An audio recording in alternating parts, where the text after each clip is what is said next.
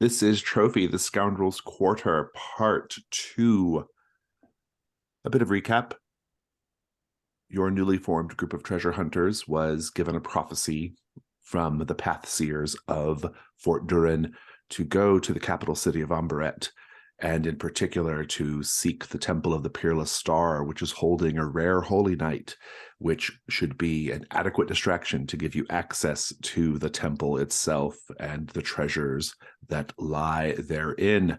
But then we were mostly just preparing for said journey and then making said journey last time. Excuse me. Part of your journey involves omens and learning things, and I've asked you to note those things on your character sheet because frequently they are good for a light die in the future if you can justify connecting up the omen or other piece of tidbit to the die roll that you're doing. And so just be mindful of that.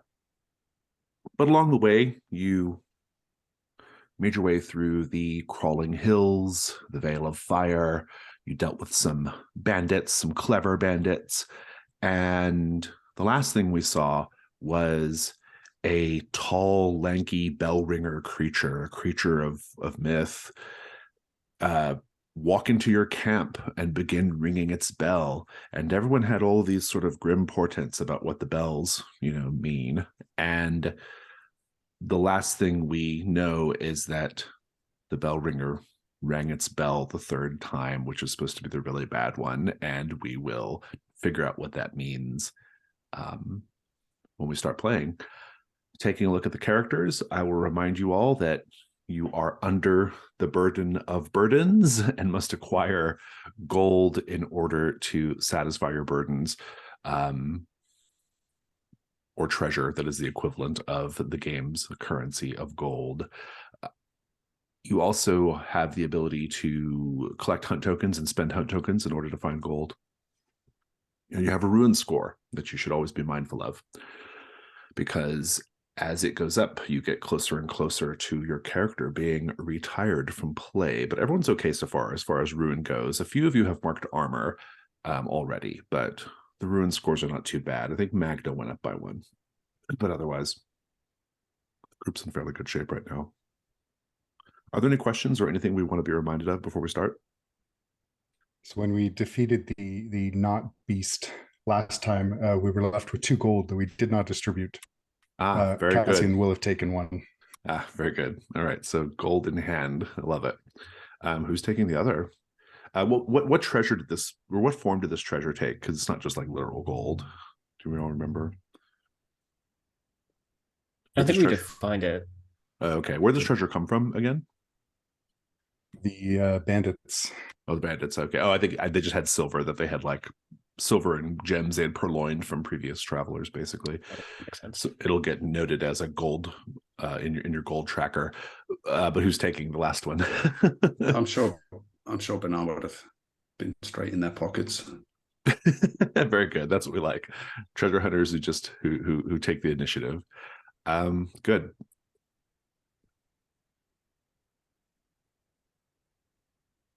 The third ring of the bell is only going to affect Cassian. In fact, the rest of you don't even hear it.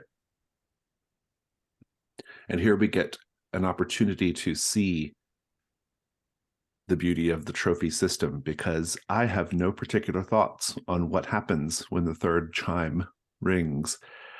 I will leave it up to Rob and Amanda and Jack and myself now to think of what could go wrong here if Cassian fails to resist whatever the power of the third bell chime is. Think expansively, think dangerously, and consider what the possibilities might be here.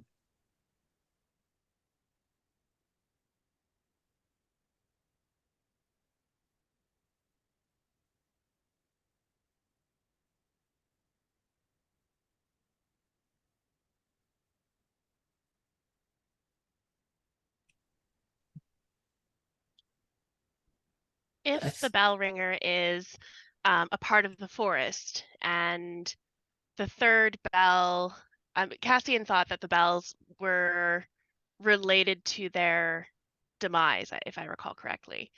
If the third bell doesn't kill Cassian, but the forest calls him so strongly that he forgets, maybe even briefly, while he's in the forest, what his drive is. Just I like becomes that. consumed with the forest. I second that. Yeah. Yeah, I think based on what Malkuth had thought or had heard as a kid about these creatures using these bells as sort of lures, I think the worst possible scenario would be that the third bell is truly hypnotic, a lure, and it will force Cassian to follow it back to its lair. Yeah, and that ties into the omen that Renard took from the cat earlier, which was all about like staying focused on our intent, and this is exactly the opposite, him being lured off and forgetting what he's trying to do. So we have a lure, or we have forgetting your drive in favor of something related to the woods. Or maybe a combination of those things, who knows? But in any case, let's do some dice. So Cassian, this is strictly just trying to resist the call of the bell. What skills or equipment do you have that might help you there?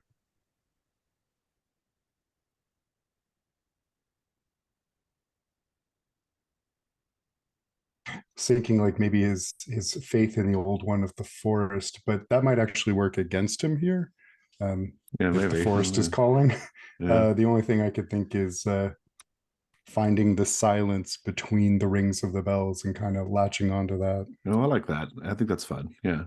So you have one light die, and now devil's bargains. Everyone gets to speak. I'll remind you that a devil's bargain is something that happens in the fiction, whether Cassian succeeds at resisting or fails at resisting the bell. I'll just say, I'll keep mine pretty simple. You take a condition called the call of the woods. Yeah, mine was kind of similar. Something about the woods latches on to you for the time being. Mine was the exact same as yours, Jason. So, Oh, the exact wording and everything. yeah, no, Call of the Woods was going to be the condition. Oh well, Yeah. good. I Well, was we're thinking basically of you got one choice so far, Cassian. I was thinking of tying something to his drive around finding out about the king. So maybe he encounters or thinks he encounters another kingsguard, former kingsguard. Ooh, that's intriguing. I actually have a different devil's bargain. It's related to the drive, but I think that you're trying to find this artifact to prove the king's true nature, but I think that you find out a piece of information about the king that makes you question whether or not you want to find this artifact. Interesting. They're all quite interesting, actually. Yeah. I think given how worried Cassian was about concealing his identity going back to Amberet, bumping into another kingsguard would probably be a tense and interesting situation. I love it. Let's talk about dice. So you've got 2 light dice. I think that's good for now. You can always add a dark die later to risk your mind and body if you don't like your result. All right. You got a 4. The complication is I'm going to give you that condition anyway, in addition to your devil's bargain. If you're okay with that, let it ride. Otherwise, you can add a dark die. Yeah, I'll take it. Great. Go ahead and just describe how you resist this. I think Cassian, his heart pounding in his ears, kind of focuses on that sound and listens, closes his eyes and quiets his mind and focuses on the space between beats. And I'm not sure he even notices if the bell rings or not. Bana and Malkuth, the 2 of you ran, if I recall correctly. Yeah, we're starting to book it. Yeah, I don't remember what Magda was doing, but I recall Bana and Malkuth running. And I was plugging my ears. That's if right. I don't hear it, then it's not ringing. Yeah. The 2 of you see a man in a dark traveling cloak, clearly armed. You can see the scabbard of his sword sticking out from under the cloak. You see him lurching in the brush. He is watching this scene between the bell ringing creature and Cassian. What do you both see this guy? What do you do?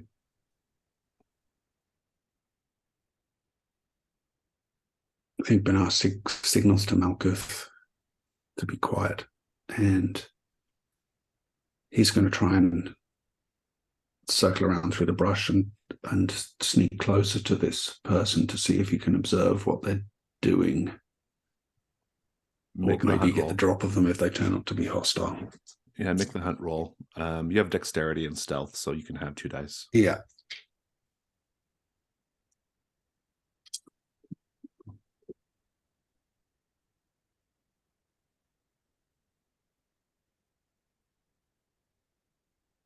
A 5.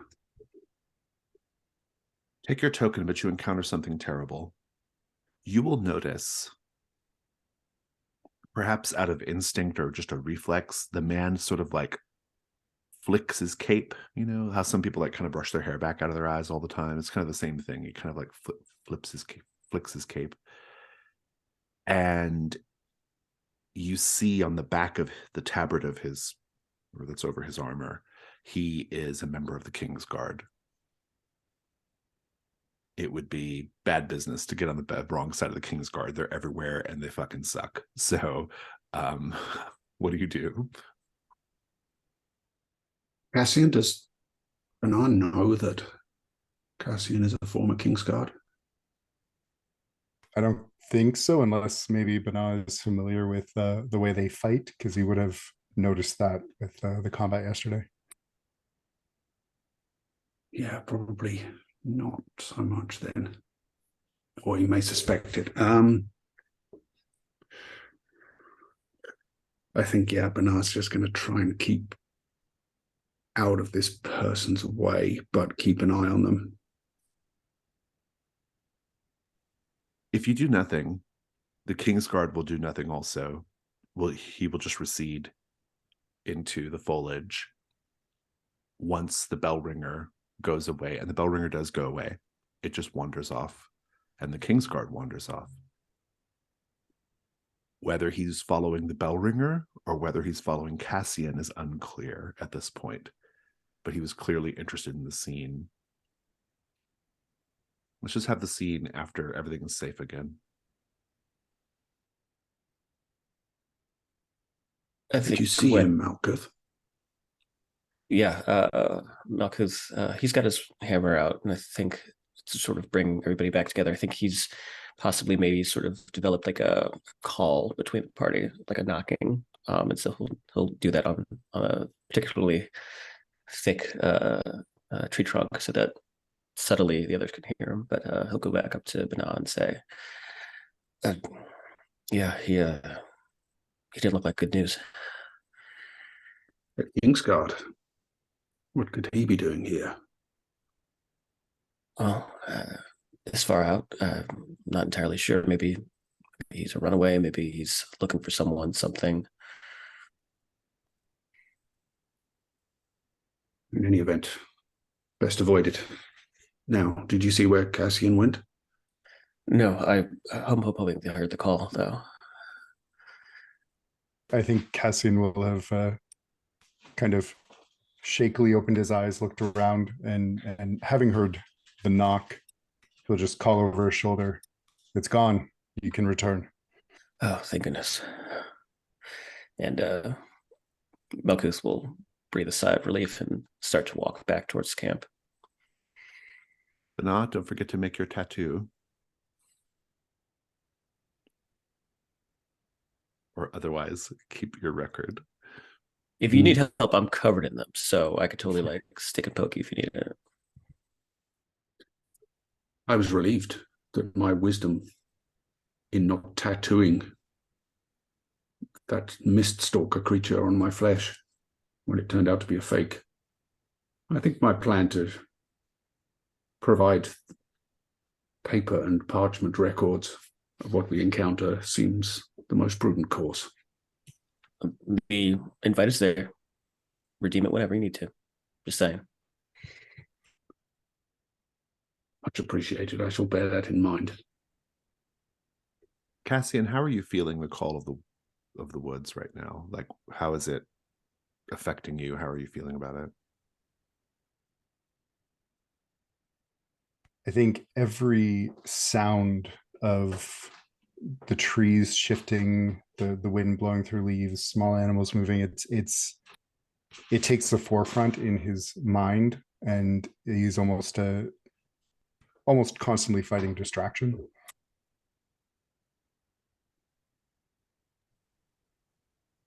I think we're just about ready to wrap up this scene. Your journey continues. The next stop on your journey, if you want to look at the map, is, what's the map pulls up here? Fort Seleen. Fort Seleen is right there on the coast. It's labeled on the map. In Fort Seleen, you will catch a boat to Amberet. The boat will take you across the Gulf of Ambaret to Amberet proper, where you can then continue your mission. When you arrive in Fort Seleen, you arrive at a very auspicious time for Fort Seleen. They are currently celebrating the 12 trials of Saint Hilda. The 12 Trials of St. Hilda, this beer festival, honors the stoutest sister that ever roamed the Caldur, Hilda, Saint of Brewers. Legends suggest that Hilda was traveling through rough territory, sampling and documenting the various local brews when she encountered a giant who challenged her to a drinking contest.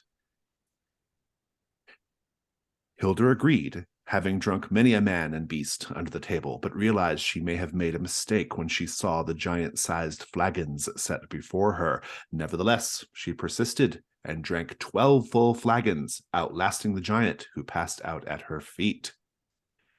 During the festival, celebrants are rewarded with song and coin, which they then promptly spend on beer, if they can drink 12 large flagons of ale without passing out. And so when you arrive, everyone is in high spirits. Many people are drunk. Fort Seleen is a lot like Fort Durin. It has a port, though, that makes it different from Fort Durin, and it's not nearly as big. But it is the gateway to this part of the world, particularly across to the Blossoming Sea, to Amberet.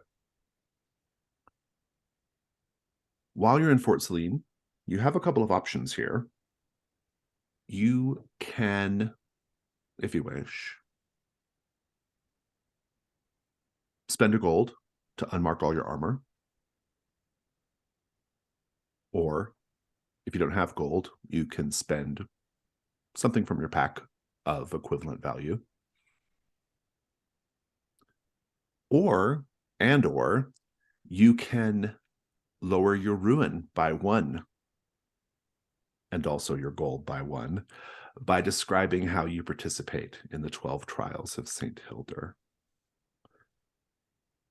So if anyone wishes to do this, let me know now. Absolutely. I am absolutely going to participate in the 12 trials. Do you have the money? Because you're going to be spending freely. Or do you have something you Don't can have give any up? gold, but I have my bottle of fine wine. It's not beer, but There will be somebody who will appreciate it and cover your tab while you participate in the 12 Trials of St. Hilda. You lower your ruin, not because the beer helps you in any particular way, but just from relaxation, basically, and reclaiming your time, as it were. Describe it. How's it going for you? Your first night in St. Seleen. You have to spend a couple days here while you kind of get your boat sorted out. And in particular, how is the 12 trials going? Magda has collected around her a group of fans, so to speak, mostly people trying to see if she's going to make it through the actual trials, as an outsider. But she's taught them one of her songs, Magda and the Patchwork Ghosts. Uh, one of the more famous songs. None of these songs are actually famous, but everybody is singing loudly, and she's taking big gulps on the beat of the song, with a really unsteady hand. She's probably not going to make it through all 12 trials, but she's going to give it her best. Indeed, indeed. I love it. Malkuth, Cassian, Bana, are you going to unmark your armor by having it repaired or looked at, or do you want to participate in the 12 trials? I don't think Malkuth is big into drinking right now, but I think he'll go ahead and sell the Wooden Labyrinth game that he has to recharge his amulet protection. Sounds good. Yeah, you can do that, certainly. I think Bernard is hanging on to his gold, and he hasn't acquired any ruin. So, but I'm sure he will partake of some of this ale. Well, while in town, it would be rude to not celebrate. Indeed. Cassian, you gonna take care of your armor, or? No, and he will be rude and not celebrate. Indeed, indeed. Very good. I would say Malkuth would be trying to help Magda, though. Okay. There'd be a moment where maybe like, even kind of like sits beside her, maybe during like one of the like 10th or 11th flagon, and just go, if you just take deep breaths, it can get kind of what's the word, sudsy, it's kind of start to bubble up in you. So if you just take deep breaths, try to not let too much of the white foamy stuff lift, you should be all right. Fabulous advice.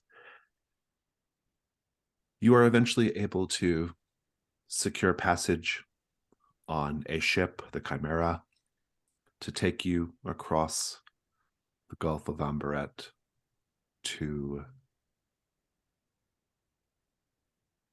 Amberet, the capital city. You set out when the sun is still coming up over the horizon.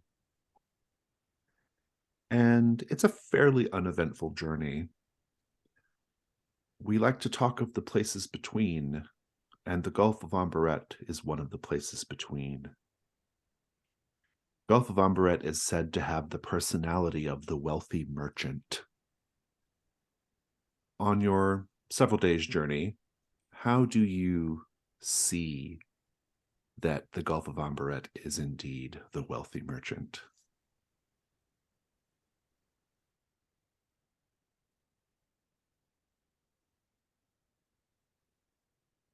It's particularly noticeable during the sunrise, as the pinks and oranges of the sky reflect off of the waters and the coast.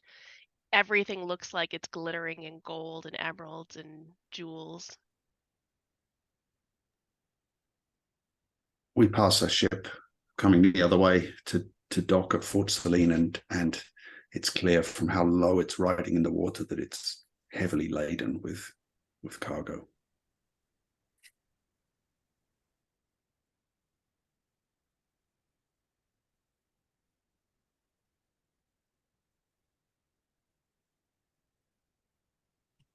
The fish that you can see swimming just beneath the waves, they reflect the light of the sun, and it looks like coins moving just under the water.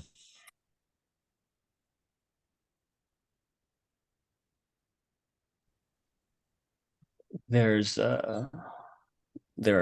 are seabirds who fly above, and during the dusk hours, especially those hours that Amanda described, there's something very lyrical, very hypnotic about the way that they sing. Almost like the quality of like a sea shanty, and it tends to sort of brighten up the mood of anyone who's traveling underneath them. Fabulous.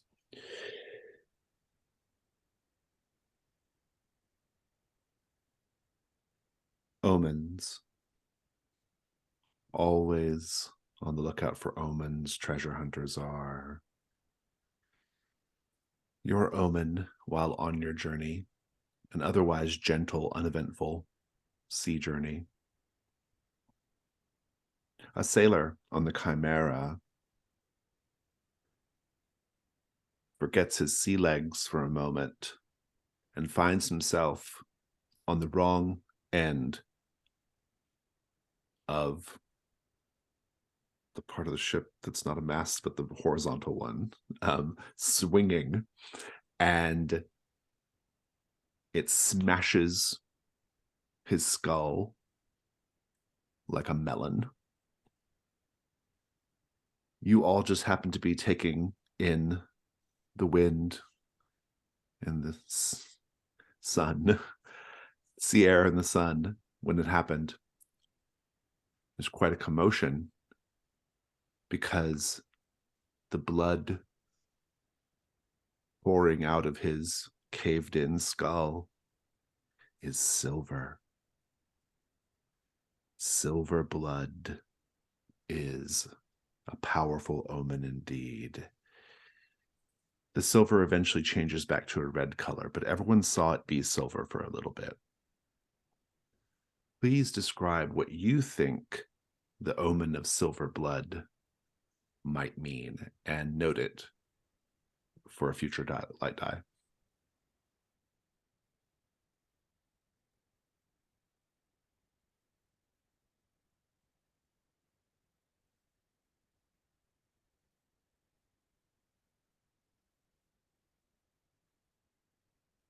I think Bernard takes it to mean that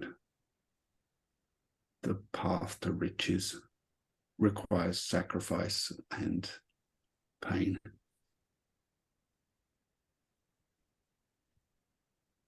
Magda remembers a story from when she was younger, a song sung to her about creatures in the deep, half human, half fish, with silver blood, and how sometimes when crossing an ocean, they require a sacrifice for safe travel. So sailors would pitch one of their least capable crew into the water to satisfy the bloodlust of these creatures. And she takes it to mean that even the greatest journeys, well, sometimes not everyone makes it. For Malkuth, the omen's a bit more personal. When he sees the silver and the blood mix, there's these sort of flashes for him of sort of cutting back and forth between times in his past, one where he's in the mines and he sees the silver veins in the rocks, and then cutting to more violent times, blood spilled because of him. And for him, I think that it means that it's an ugly truth that he has to come to face, that any kind of truth that needs to be revealed might require violence, and it's a part of his past he doesn't want to revisit. But because it's an omen, there's a good chance that he'll have to. For Cassian, I think he sees it as a warning that if you allow greed to overtake your thoughts, well, silver in the brain doesn't lead to a good end. I should think not. Very good. You arrive in Amberet on a clear, warm morning. Amberet is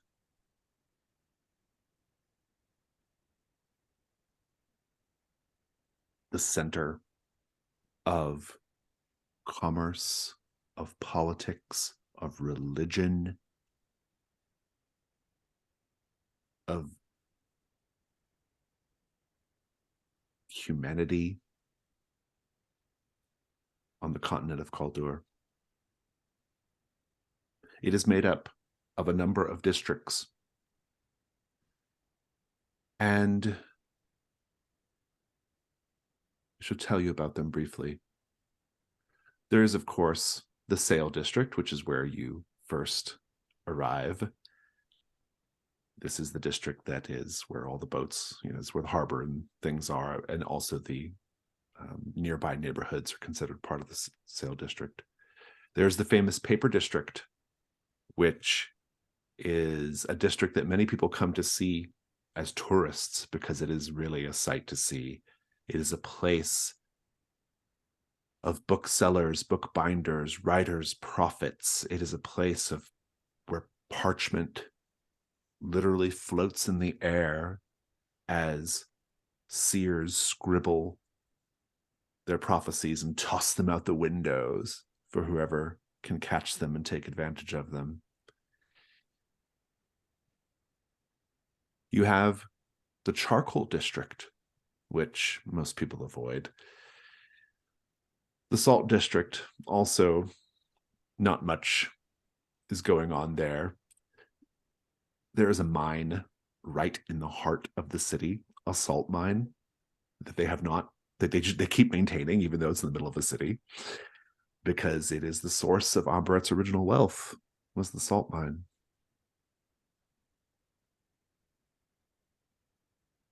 And finally, there are some smaller districts as well, but these are the big ones. Finally, there is the Rose District. It is the seat of wealth and luxury in Amberet, and it is a place that many treasure hunters aspire to retire to, whiling away their twilight years, drinking fine liqueurs and telling their servants their stories of their various travails and tribulations. Perhaps someday you shall retire there too, or perhaps you shall end up dead in the basement of the Temple of the Peerless Star, who can say? But in any case, you have arrived in Amberet. You have a day before this holy night. You can spend it in any of the districts that you wish. Pick one. You can spend it with another treasure hunter, or you can go on your own. But let's just go around the table and find out what everyone's interested in sightseeing for this single day that you have before your job starts. Magda? I'm sure I've heard tales of great adventurers spending time in Amberet, and I think I would like to go sightseeing to find different areas in the city that I've heard tales about.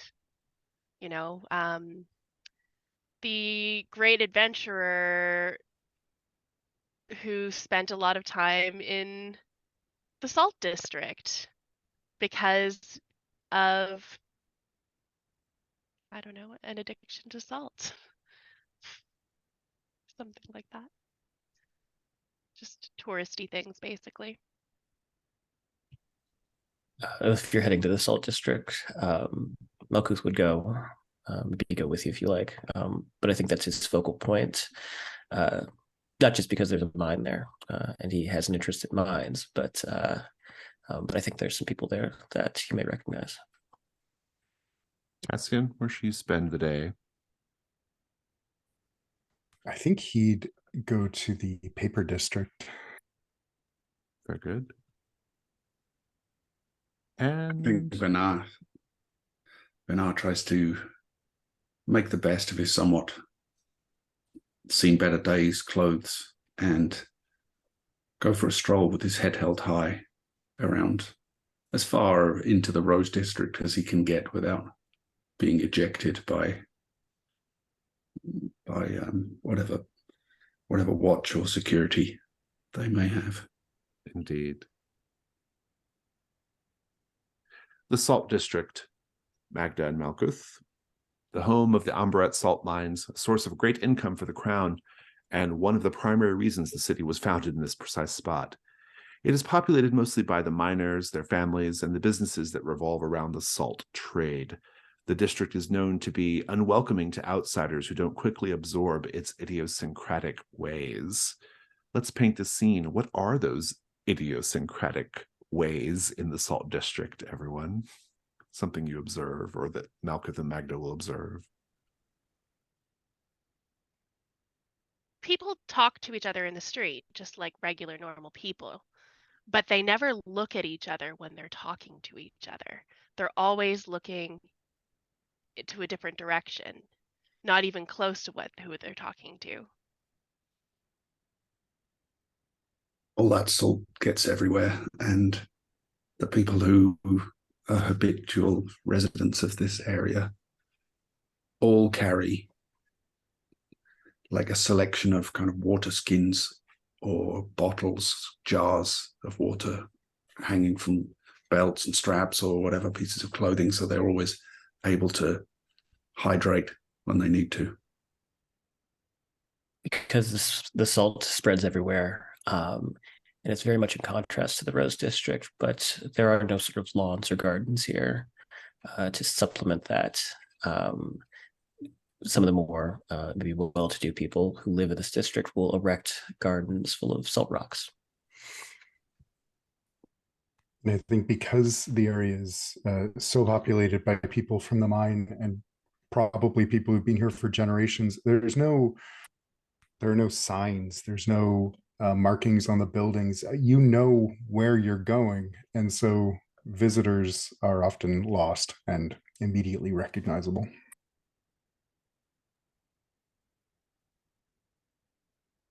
Cassian, you said you were going to the Paper district. Paper district, yes. Paper district.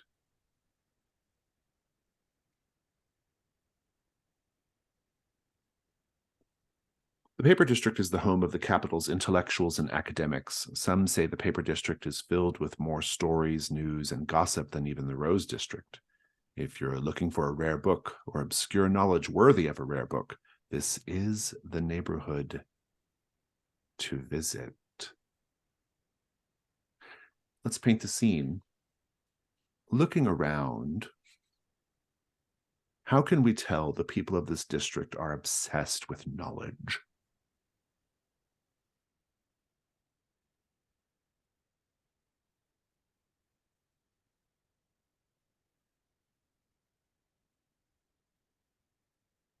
I think there are plaques and placards everywhere about what would be mundane information about this building or this rock in the road, but people are just so interested in every little bit. They have to make the knowledge available. There are cafes, forums, if you will, where people in this district will meet, and one of the traditions is to every morning bring something new that they learned to share with everyone else at the table.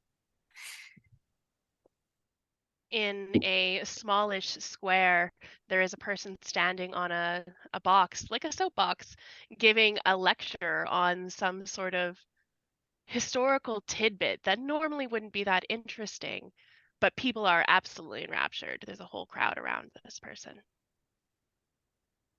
We pass a market seller's cart who his cart's loaded up with books, and we actually witness a fight breaking out between two potential customers who are both squabbling over the exact same rare book.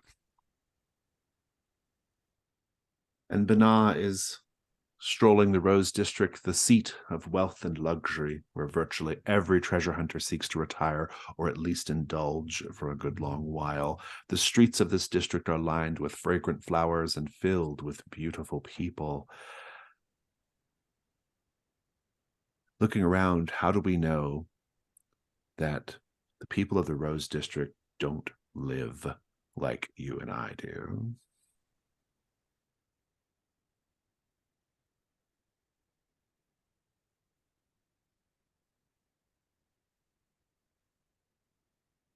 Quite a few of them have servants following behind them. 5 feet behind them, eyes lowered, to be respectful, of course. And should there be a puddle or a dip in the road, the servant will rush forward and place down their coat or place down a piece of fabric so that the person does not have to walk in the puddle or muddy their beautiful garments. Bernard sees a servant walking a huge collection of animals, mostly dogs, but when he looks closer, there are actually some animals he's not even sure what they are, all straining at leashes and pulling in different directions. And this poor frazzled servant is trying to keep them under control. And they're all very pampered with extravagant collars and coiffured coats.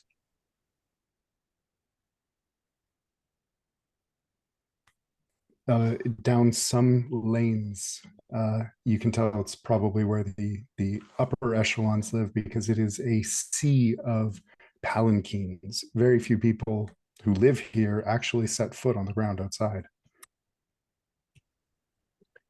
And even those who do go to the lower levels, they are usually chauffeured around in these carriages that are drawn by servants, but the servants are forced to wear sort of golden gilded horse masks, and they shuttle them around in equally gilded carriages, and it's quite a sight. Fantastic. Let's go ahead and take our first break. We'll take 5 and come back and continue our tour.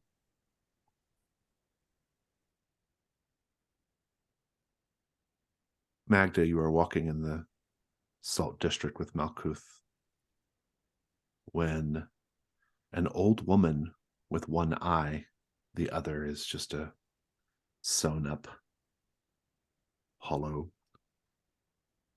She approaches you with a basket of fruits, very unusual fruits. You've never seen such fruit before.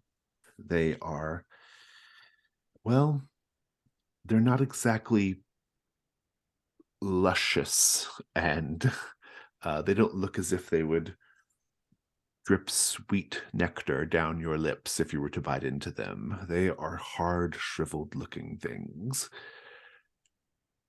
And she says, "Fruit from the fell tree. I'll sell it to you for a good price." I myself don't have much in the way of gold, but I could, I don't know, perhaps do a favor for you if you're into bartering. Perhaps. I am willing to trade. Information, say. Do you know what happens beyond the walls of Amberet? You have the look of someone who does not go down into the mine. Who, me? I think she's saying it to both of you. Oh,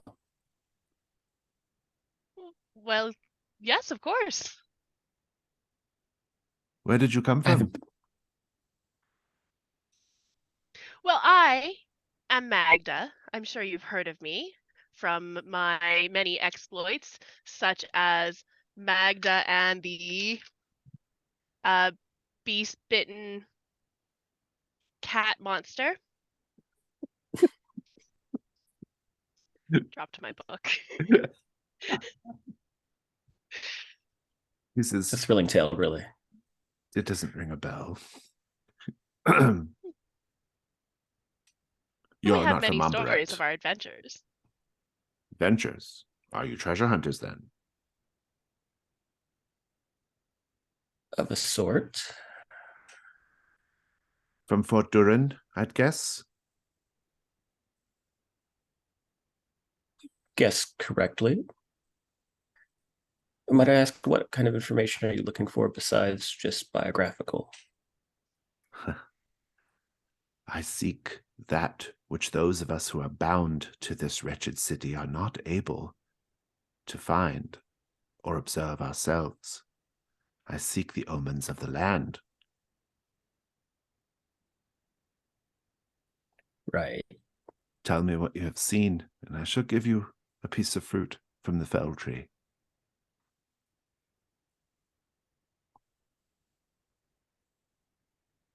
We saw this massive creature.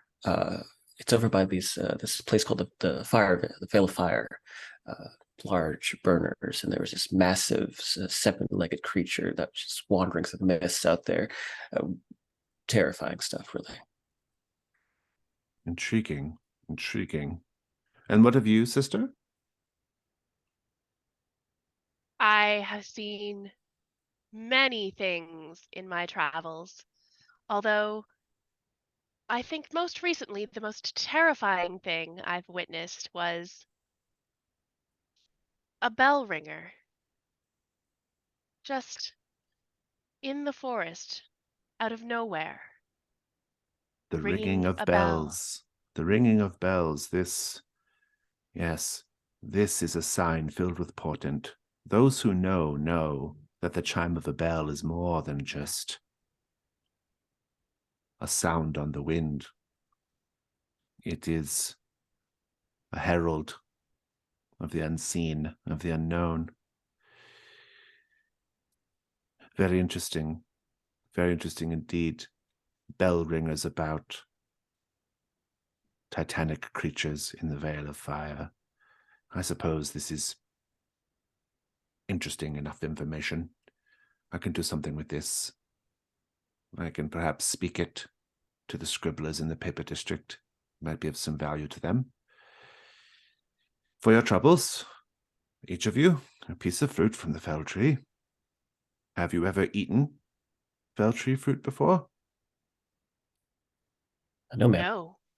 I have heard the story of Roger the Saltmonger and the demon of the felt tree.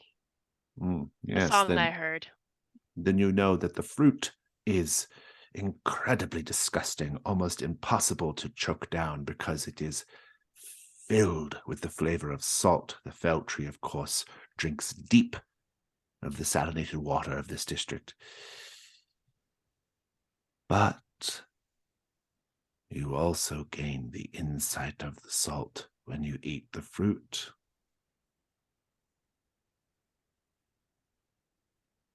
Well, that's good to know. Well, what kind of insight? Whatever can be found underground, whatever is known to the rocks and the minerals beneath our feet, that is what you will learn.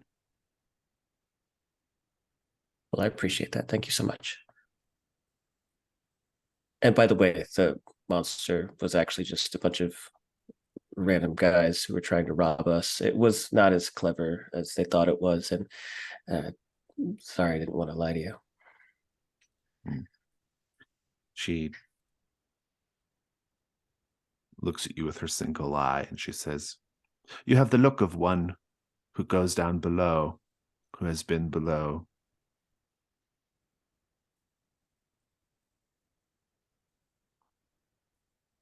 Yes, I've been very much a part of the earth for quite some time.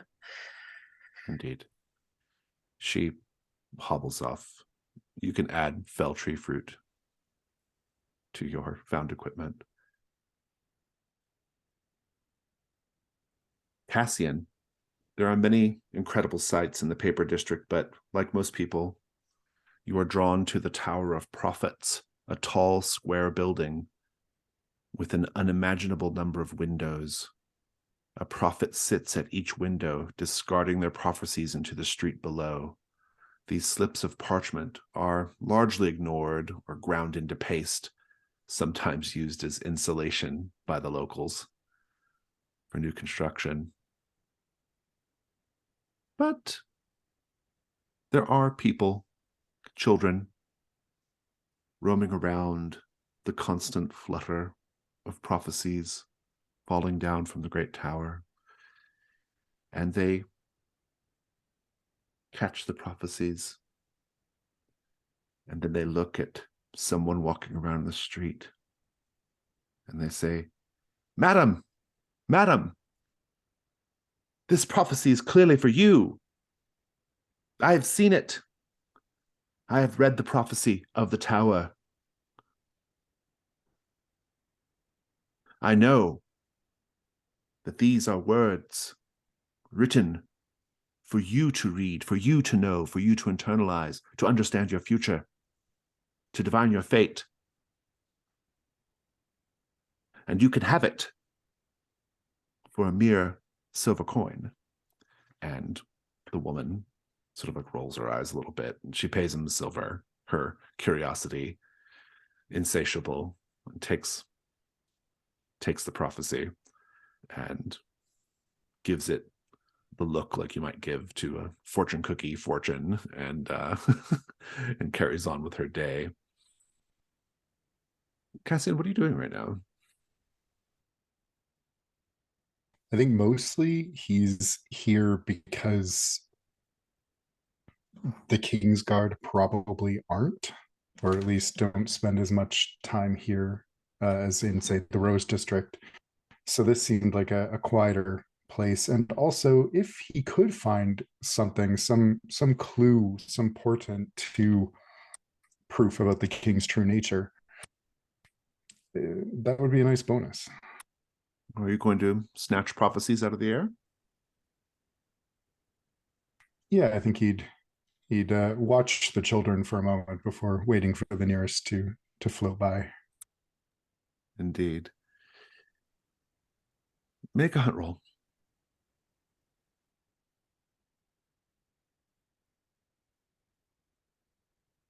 Don't think I've got anything to help me on that. Just roll one die. 5. 5. Take a token. You do manage to grab a prophecy out of the air, written on a half sheet of paper or parchment. The prophet at the window who threw it down gives you a small smile when he sees you take it, and he actually recedes from his window as if his job is done for the day. The prophecy is not words at all. It's dots of ink connected by lines. That's it. But you can add it to your found equipment.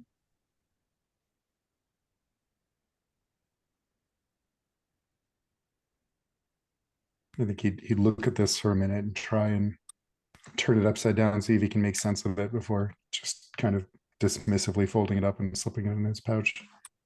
Do you have, let me look at your skills. Beasts, plants, silence, tracking. No, you can't make sense of it. Well, maybe. Because you're of the woods and you're a tracker. At a glance, it looks like a constellation, but not any that you recognize.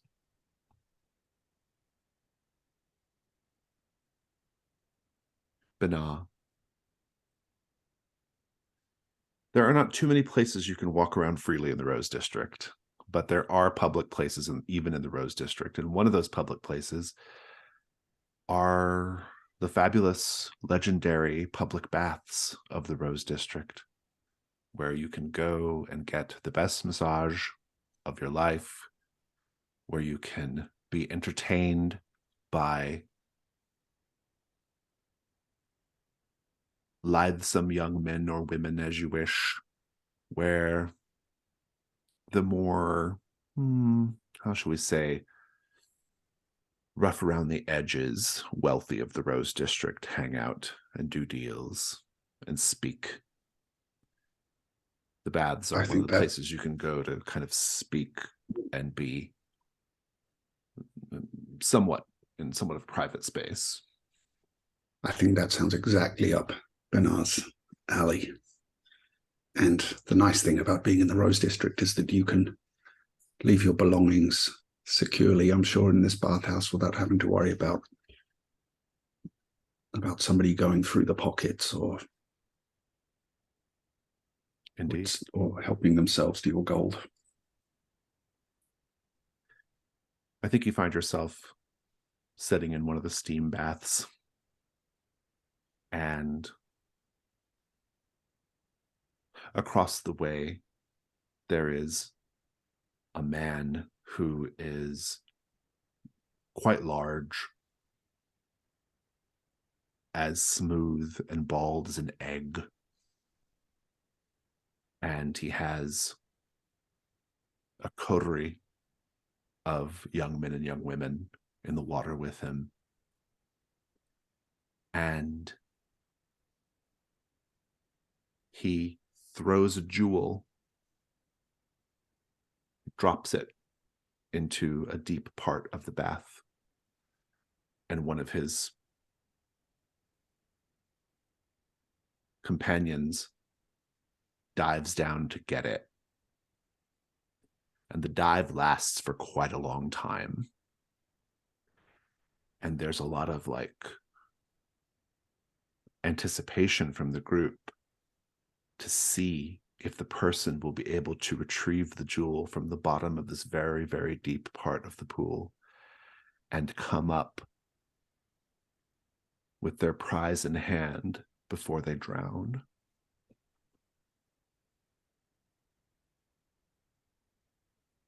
And after a time, you can't see what's happening because of where you're at, but you will see the group sort of like, oh, I think he's going to make it. I think he's going to make it. Oh. And didn't make it. What are you doing right now? I think a bit of people watching and very much attempting to carry myself as though I absolutely belong in this place. This man, bored with his company, looks at you and he says, "Hello, friend. Would you care to join us?" That's most kind, as long as you don't expect me to dive for coins. I would not be so gauche as to make you dive for a coin, friend. These, and he holds up whole ass diamonds, very valuable.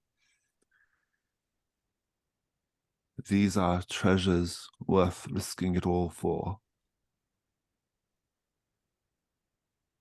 Ah. Well, I am no stranger to risk. Do you care to play my little game then?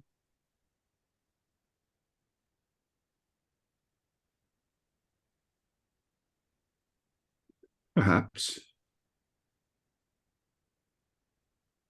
Well, I regret to inform you that it's much easier to win the game if you are completely disrobed. Reduce the friction in the water, the drag. Well, yes. I can imagine that makes sense. And he looks at his other companions and they all kind of smile. And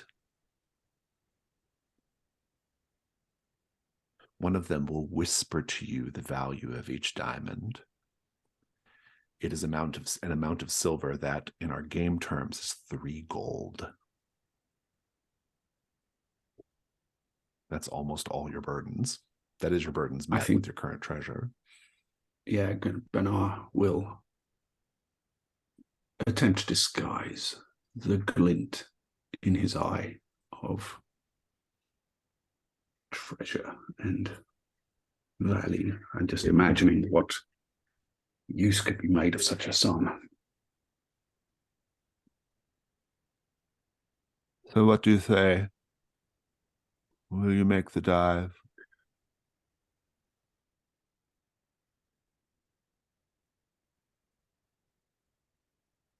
Very well. A challenge is very welcome, especially when the reward is so worth the effort. So you can do a risk roll if you want to just straight up dive, or if you have some other way. You can certainly do that too, of circumventing, making this less about holding your breath. I do have a way, because Bernard's ritual hand allows him to concentrate mentally to move a small object you can see. So I was thinking he will dive, but he won't have to dive terribly far because the diamond will be coming to him. I love it. Jack, you can say what goes wrong here. I think that what goes wrong is the man sees this casting of the ritual and has you thrown out of the Rose District naked. Let's talk about dice. Do you have a relevant skill here? Dexterity apply? How does the ritual work? Well, it says concentrate to mentally move a small object you can see. So I think Doesn't sound like dexterity's playing a role to me. No. I'm just thinking in as much as like he's diving down to meet it halfway, it's coming up to him. So he doesn't have to dive as deep as. I'm not convinced. If you had athletics or something like that, I would be. Yeah, I will. Okay. You can instead accept a devil's bargain from myself. Mm-hmm. My offer is this. You will be invited to a dinner with this gentleman, a business meeting after your work at the Peerless Star Temple is done, and you will be expected to attend. Well, that doesn't sound too onerous. You have one light die accept. and one dark die for the ritual. Go ahead and roll risk light 1 and dark 1.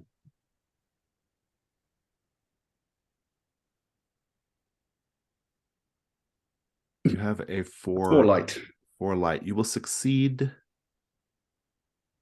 I'm going to give you the condition marked by Eotho. But otherwise, describe how you are able to retrieve the diamond to the great applause and mirth of the group. I think, Bernard watches calmly as Eotho throws the diamond, casually tosses it into the water, and his hangers-on are watching with curiosity at Bernard's calmness. And he watches, his eyes are locked on the path the diamond takes. And as he dives, he keeps his eyes open and locked firmly on the diamond as it falls, and is able to slow its fall toward the bottom of the bath, and in fact start to bring it up toward himself. And as he reaches out, he just plucks it from the water some feet above the bottom, and turns and emerges from the water, and the diamond is nowhere to be seen in his hands. He's concealed it already. Oh, so you're pretending like you gave up? Oh no, it's clear he has it, but it's, I think, with some sleight of hand he. I see. Makes I it see. disappear. You make it clear you have it, and then you make it disappear. Yeah. Bravo. What is your name, friend? I'm Bernard. And you, sir? My name is Eotho. I'm something of a fixture here in the Rose District. I'm very happy to make your acquaintance. Likewise, I'm sure. Malkuth, who are you trying to find in the Salt District? Well, I'm trying to see if any members of my chain are here. members of your... So my occupation is a chain, Oh, that's and right. as a miner, there was one of them back at Fort Duran. The young man with similar markings on me, and hoping to find someone else who belongs to a similar order, the same order rather, the chain of miners. Oh, very interesting indeed. What are you hoping to accomplish if you find this person? Just to get some sort of kind of like emotional and maybe almost like spiritual grounding. Okay, it's yeah, I like it's that. been a tough Yeah. journey so far.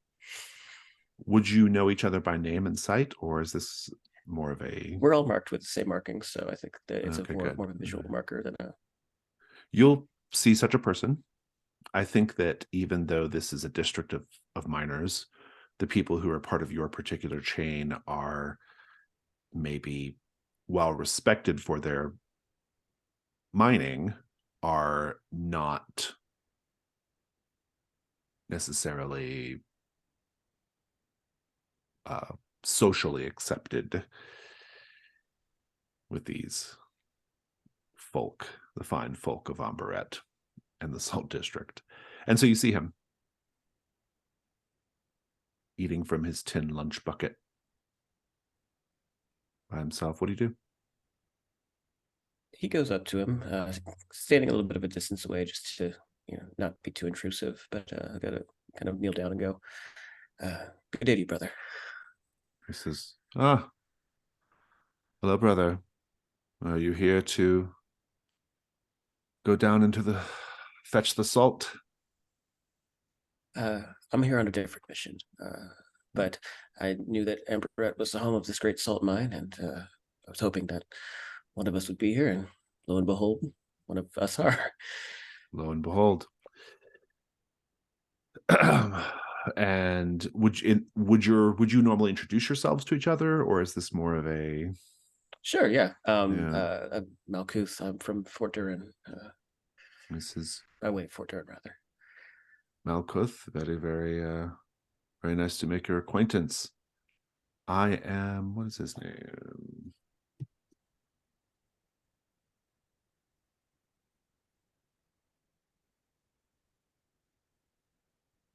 He is Yefren of Amberet. He says, I am Yefren of Amberet.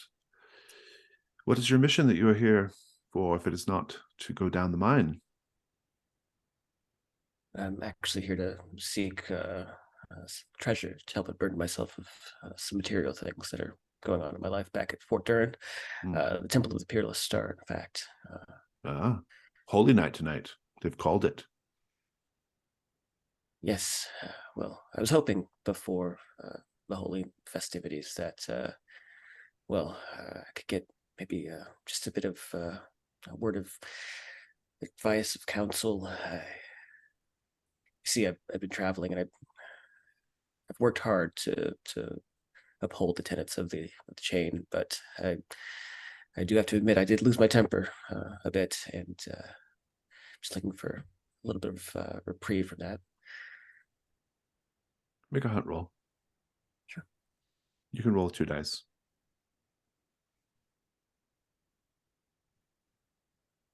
5. Take your token. He says, brother, I fear I don't have anything to tell you. Or, more accurately, I do have something to tell you, but I cannot say what it is, because my tongue is currently held, figuratively speaking, by something I saw down in the salt mine. A spirit, something evil, I would say, but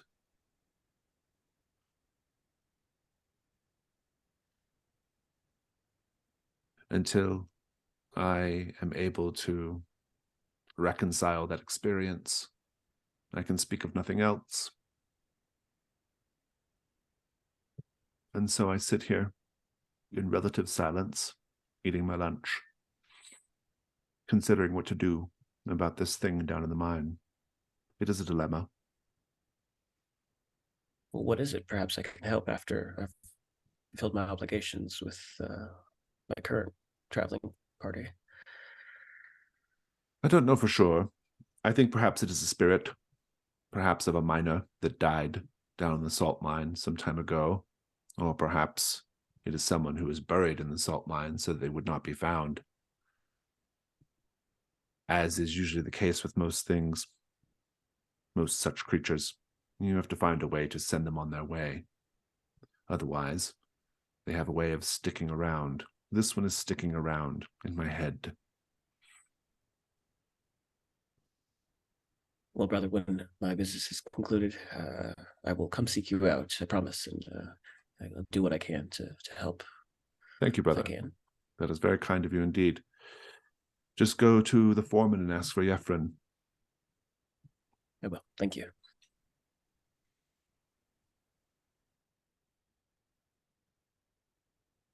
Your day otherwise passes unremarkably.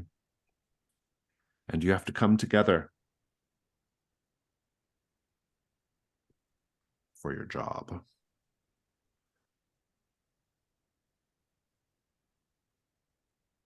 Temple of the Peerless Star awaits.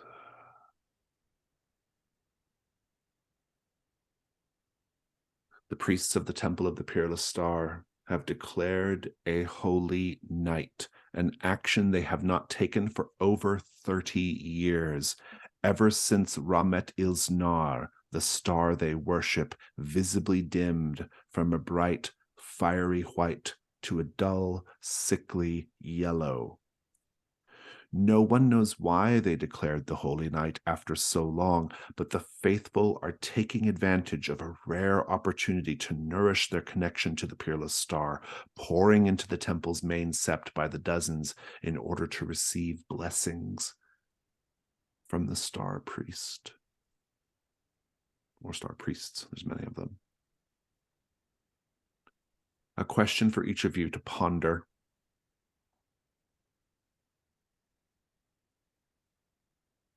Malkuth, tell me about the constellation that was brightest in the sky on the night you were born.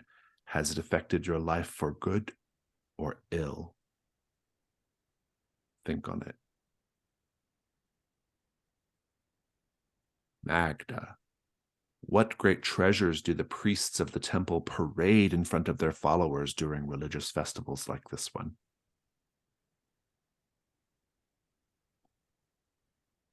Cassian, were you taught to venerate Ramet Ilsnar as a child? If not, how do your gods or the gods of your community view the star and those who worship it?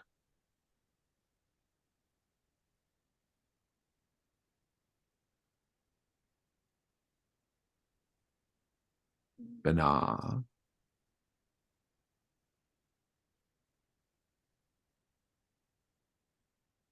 someone you know has recently adopted the faith of the Peerless Star and now serves at this very temple. Who are they?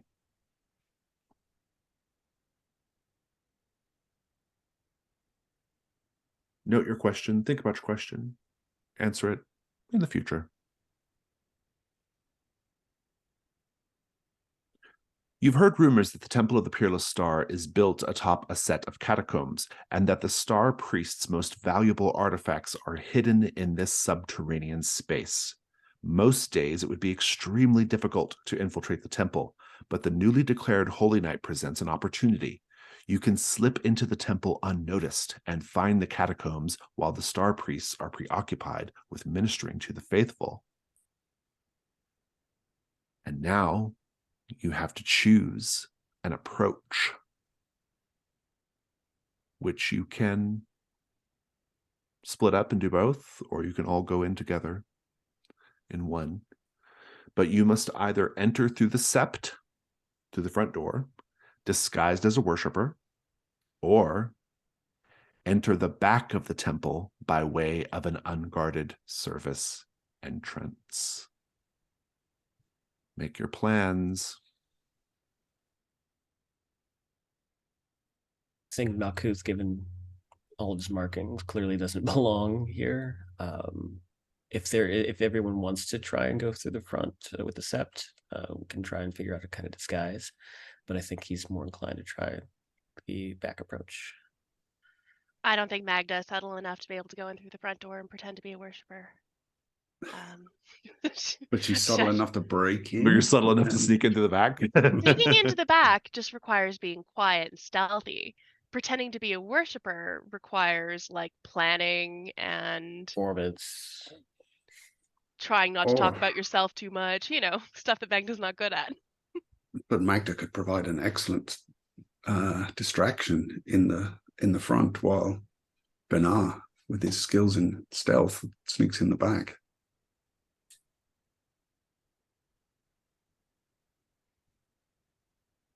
I think in point of fact, Cassian was taught to worship Ramat Ilsnar as a child. This is part of the life that he gave up when he left Amberet and the Kingsguard.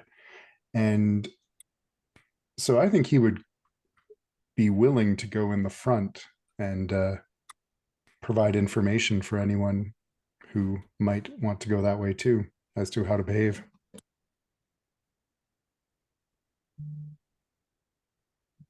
I think the person that Benar knew who joined the cult of the Peerless Star is someone he fought alongside back in his days as an errant knight. And he is keen to not be recognized if he goes in the front. Give that person a name.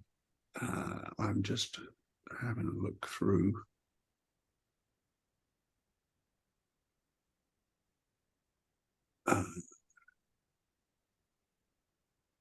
No. Valmu. Very good. So what's the plan? You can split up. I think between at least Mina and Malkuth, with his stealth and my ability to kind of find paths, I think that those two could work well together. I think Magda, you've got a surprise element, which could work either way. So I think it just depends on where you want to go. And I think with Cassian, what you're saying about having history with worshiping, I don't know. I think you could do both, because you also have tracking, which might be useful in sort of having an understanding of the routine of the place. So I think if it seems like we're splitting up, and that's cool. I think Magda will go with Cassian so that he doesn't have to be by himself, just in case. Two swords are better than one. Or a stick. So Cassian and Magda going through the front then? Yes. And Benar and Malkuth going into the back? yes. Sounds good. I love it. Let's take our second break now. Slightly longer because I have to kind of prep some incursion stuff. So let's take like 10 and then we'll come back and continue.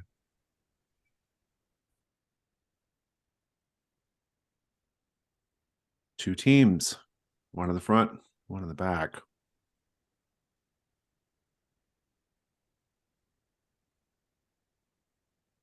The front. The sept. This is your first set.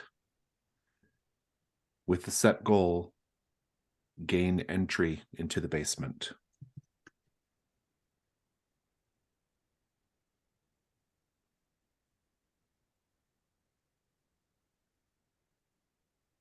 The sept is crowded with members of the faithful and the blue-robed star priests ministering to them. Hymns are being sung, babies are being blessed, marriages are being performed, prayers to Ramat Ilsnar are being whispered, and more. The two of you are following the flow into the sept, the crowds of people. I think you go past, I think there's one supplicant who's kind of near the two of you as you're like kind of being herded into the temple. And this supplicant occasionally sings a few bars from the hymn, the 9 points of glory, though the melody is perhaps more ominous and unsettling than you remember, Cassian. The light of the Peerless Star itself, throbbing and dull and yellow, can be seen coming through an opening in the ceiling above the main altar. They have like a retractable roof. You can see the sickly yellow light of the star. The rest of the space, I'll describe it to you. There are prayer plinths, which are short stone pillars where supplicants can kneel and pray. Most of them are occupied, but there are a few empty. There is the east transept, where a group of blue-robed priests and yellow-robed acolytes are performing blessings and other services to a large queue of worshippers. There is the west transept, where there is a statue of Saint Gliv, patron saint of astronomers. And then there is the main altar, which is a large table set before an enormous statue of a 9-pointed star. To the left of the statue is a pool of water glowing bright and white. Cassian, Magda, what do you do?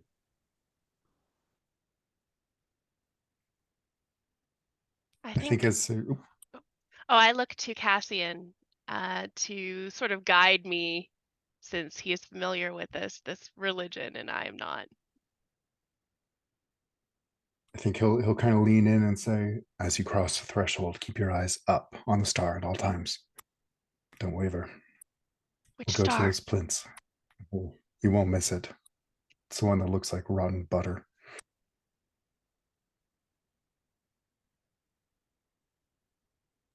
Indeed. Getting into no trouble. You do not, like, there's all manner of people here, right? Some are, some are sort of wearing, clothes that indicate their, their faith. Maybe they have their little simple tin pressed holy symbols of the 9-pointed star. Many just look like regular people just roaming in. It's a perfect cover, really, in a lot of ways. I'll also tell you that over by the east transept, where the priests are giving blessings, there is a door that is under guard by a blue-robed priest with a very, very visible sword at his hip. I very So- subtly elbow Cassian and jut my chin towards the door, trying to keep my eyes up on the star, probably not succeeding. Assuming that you case the joint beforehand, that door is almost certainly situated to go into the tower. There's a tower that's sort of attached to the temple. Would we have any idea of what the tower contains? Is it like where the priests live, or? You could maybe ask around. I don't know.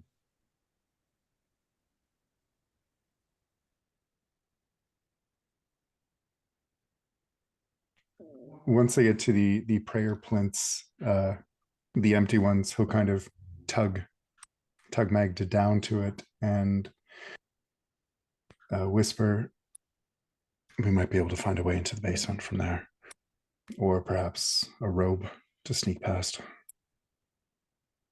We need a distraction.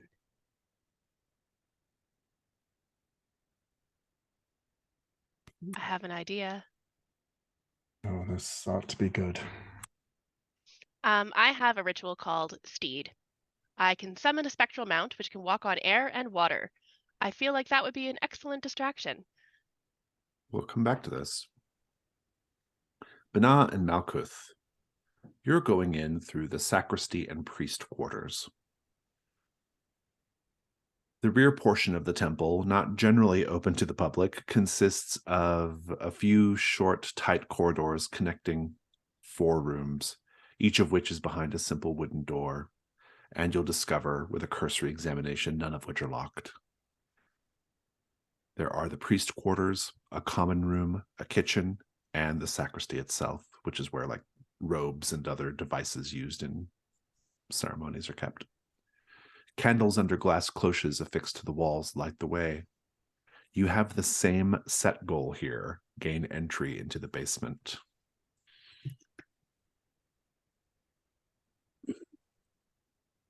Now, Malkuth, see if you can keep that hammer from crashing against anything.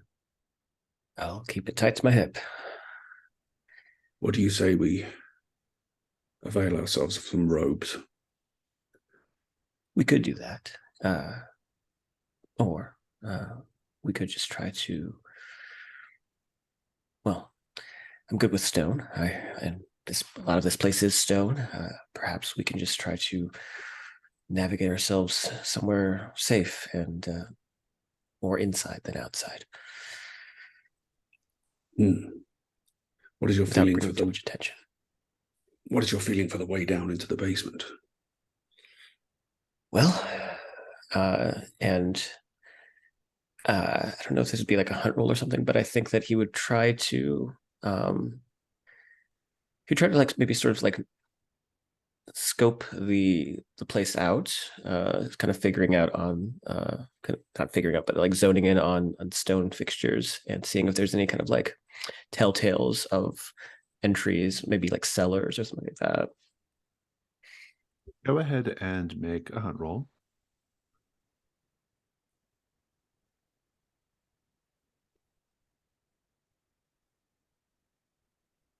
Or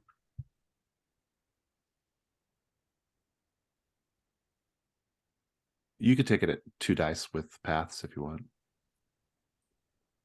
2.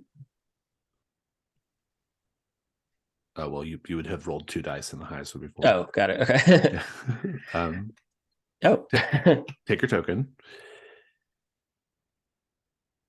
So there's like a hallway that sort of connects up these 4, or it's like a kind of, like a hallway that connects up these 4 rooms, right? And there's no way into the basement from this hallway. If there is a way into the basement here in the rear of the temple, it's got to be through one of the rooms.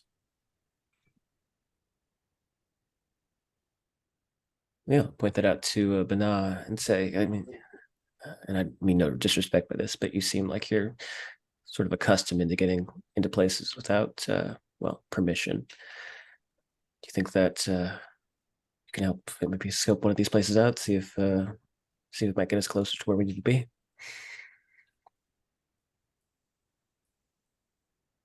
Let us see. And I think Benar will lead the way into stealthily into the sacristy, where we can perhaps don some robes so that we can move around here more. When you approach the sacristy door, there's someone in the sacristy. You can hear them.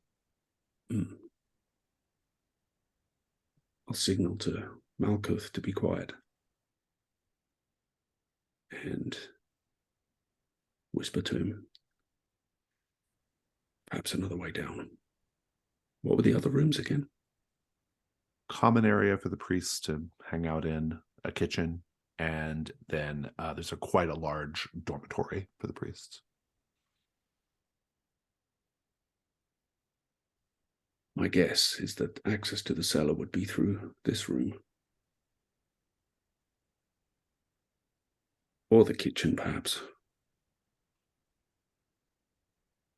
Let us take a look there. Based on that hunt roll, would I know would I have an understanding of a better, more direct path through one of these rooms to the basement, or?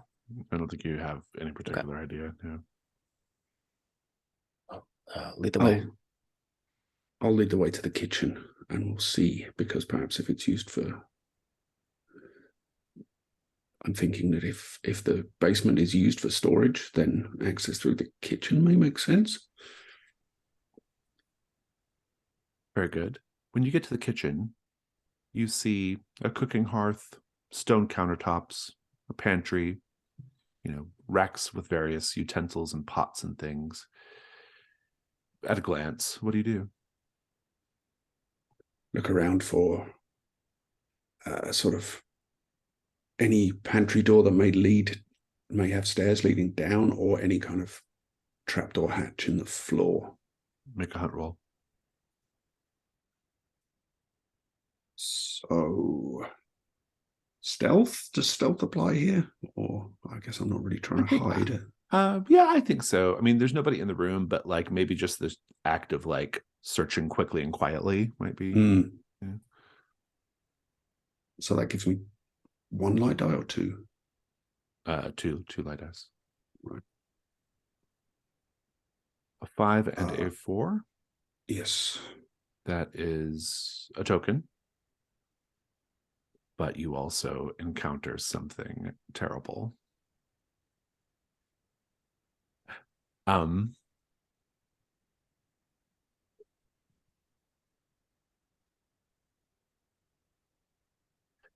You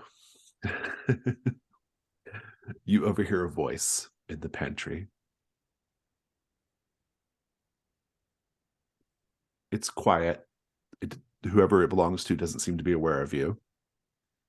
But they're saying,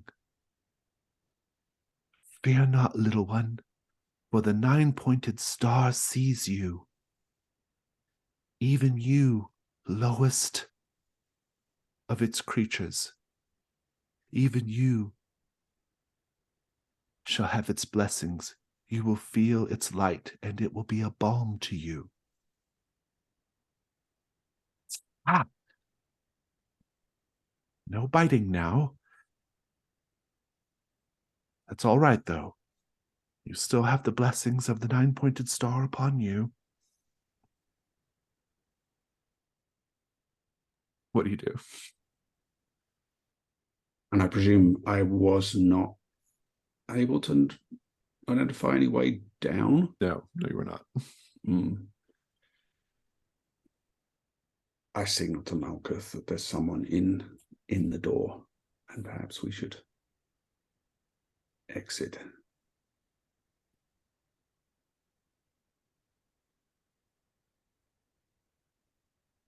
Malkuth looks a bit sheepish, but he'll follow.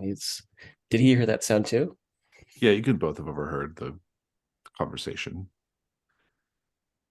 Should we worry about the thing that's biting?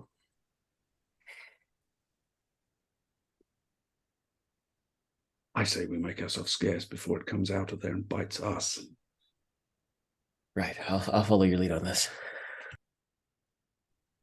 So back out into the hall then. Magda, what is your plan here? I think the priests giving the blessings, behind them on a long table draped in a very did you say that the colors were blue, like a royal blue? The priests wear blue and then Yeah. the acolytes wear yellow. Okay. Yeah, I think there's a cloth with blues and yellows interwoven in it. And on it are the great treasures of this temple. There's, your normal stuff, the bronze and gold icons, but the real treasures are these really beautiful rocks, geodes, cut in half, and the colors are amazing. They rained from the sky into this very city from the Peerless Star, the 9-pointed star itself, gifts to Amberet. And they are very rare. There's nothing like them in the rest of the world as far as, people know. I think that when I summon Great Bazo of the Golden Mane, my spectral steed, maybe I'll summon him over in that area so that he can cause a little bit of havoc, kicking around some. These are clearly useless treasures. You can't really sell them, so I'm not too worried about them getting destroyed. Magda, as you are getting into place for your ritual, someone who's in the line to receive blessings actually passes you back what is essentially like a little menu of blessings that you can get. You can get a horoscope, which is just a handful of silver, very cheap. Conveying a spirit to the heavens, another handful of silver. The baptism of light, a handful of silver. Attuning someone to a constellation of good fortune, that's a pouch of silver equal to 1 gold. A sleeping potion, 1 gold. Starlight wine, 1 gold. A simple marriage, handful of silver. Star-blessed marriage, 1 gold. Access to the observatory, 2 pouches of gold, or silver, equal to 2 gold. That person says, which blessing are you here to get? This is the night to get them. The holy What- night. This is so What a exciting. wonderful night. I sometimes What just blessing are sit you by my getting? windowsill and I look at Ramat Ilznar and I think to myself,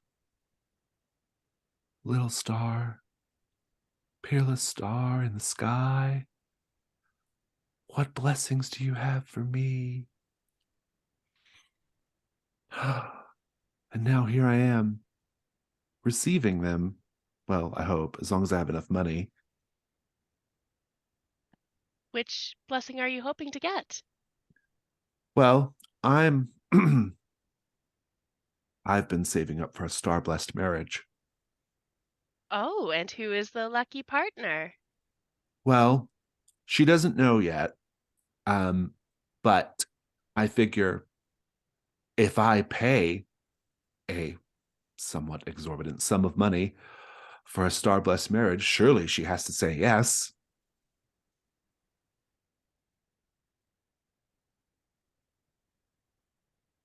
Have you spoken to her about this at all? Yes, the topic of marriage has come up. I don't think she's the kind of person who would normally like to have such a thing sprung on her. But this is the first holy night they've called in 30 years. You know, it seems to me that bestowing a blessing upon another person would be helpful as well. Looking very good in the eyes of Ramad Ilznar, of course. Not that the star has eyes specifically, but you understand what I mean. Well, it does have eyes. Yes, but not eyes like our eyes. Majestic, deity eyes, very different. Well, I mean, they are a lot like our eyes, I've been told. Perhaps perhaps your stories and my stories that we've heard are different, but that is not a problem here. I'm just saying. What blessing are you here to get? Well, unfortunately, I don't think I can receive any blessings. Oh, I'm really not in a position financially. It's truly horrible that only the wealthy can get the blessings of this star. and I think he's like looking at your weapons and your armor and stuff, and he's like, "Oh, well, they would take that, like that dagger on your hip. That would totally, you could absolutely get a star blessed marriage with that." Well, I'm not looking for something quite that extravagant. Oh, okay. Have you ever had starlight wine? I have not. Oh, If you get some, would you share it with me? uh, no, but it's terrific. By the way, I'm Magda. I believe you Oh, probably have heard of me. I have, actually. Magda and the Smoking Moors? Yet another one that I am not particularly proud of, but yes, that was me.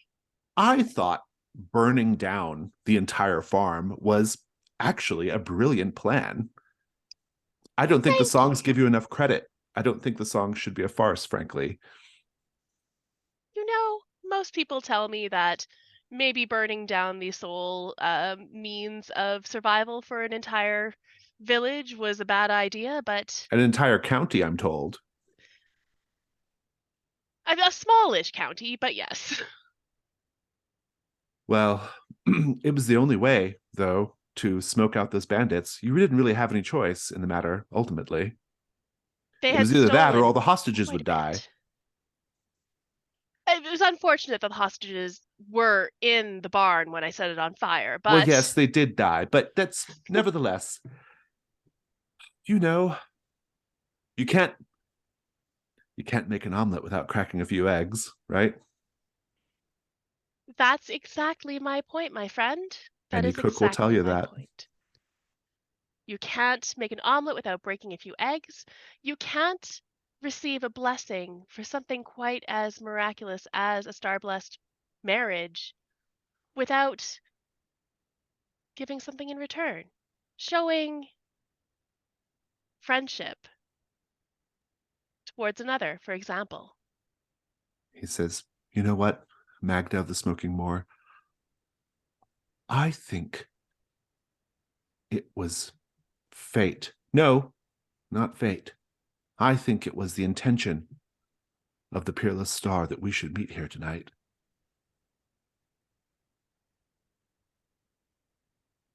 He then gets down on one knee.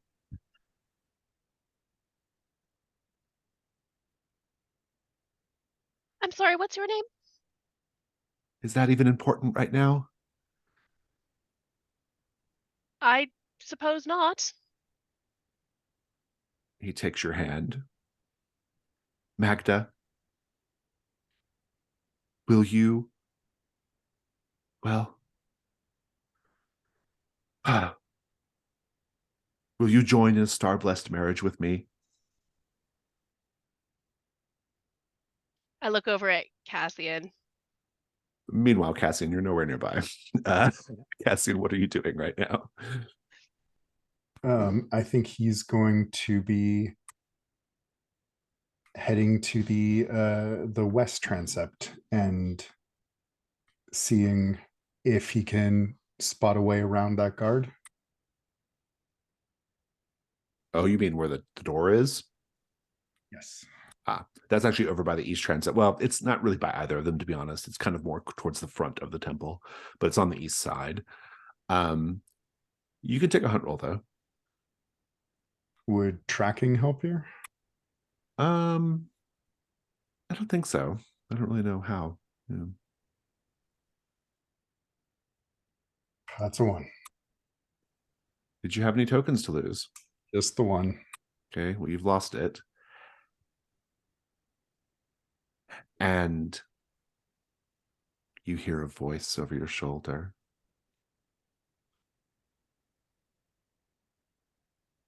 Hello, brother. Or should I say, runaway brother. Here to get the blessings of pagan star god, are we?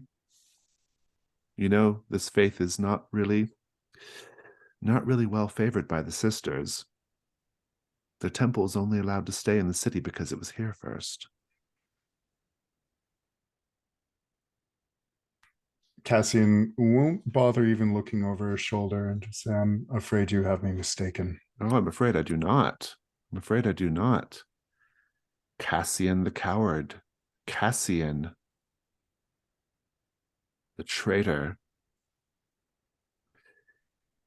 Ran away from his duties in the kingsguard, and yet comes back to the city where the kingsguard has its headquarters. It's quite a brave, hubristic move on your part. Foolish, even. Foolish, even. Consider it. I've actually been following you all the way from Fort Durin.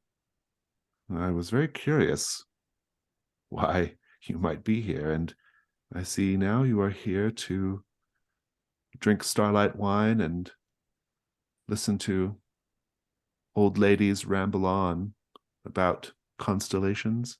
Is that my understanding? It is, unfortunately. I've been stuck listening to you ramble on. Very good, very good. I can see you're not happy to see me or hear me. And I think at this he would turn to see if he recognizes this person. You do. Perhaps now you should tell us why you're a runaway kingsguard.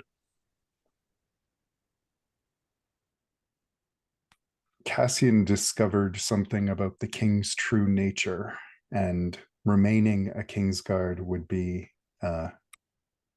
immoral, if nothing else. And so he had to flee and find something to prove that he's correct. So why'd you do it, Cassian?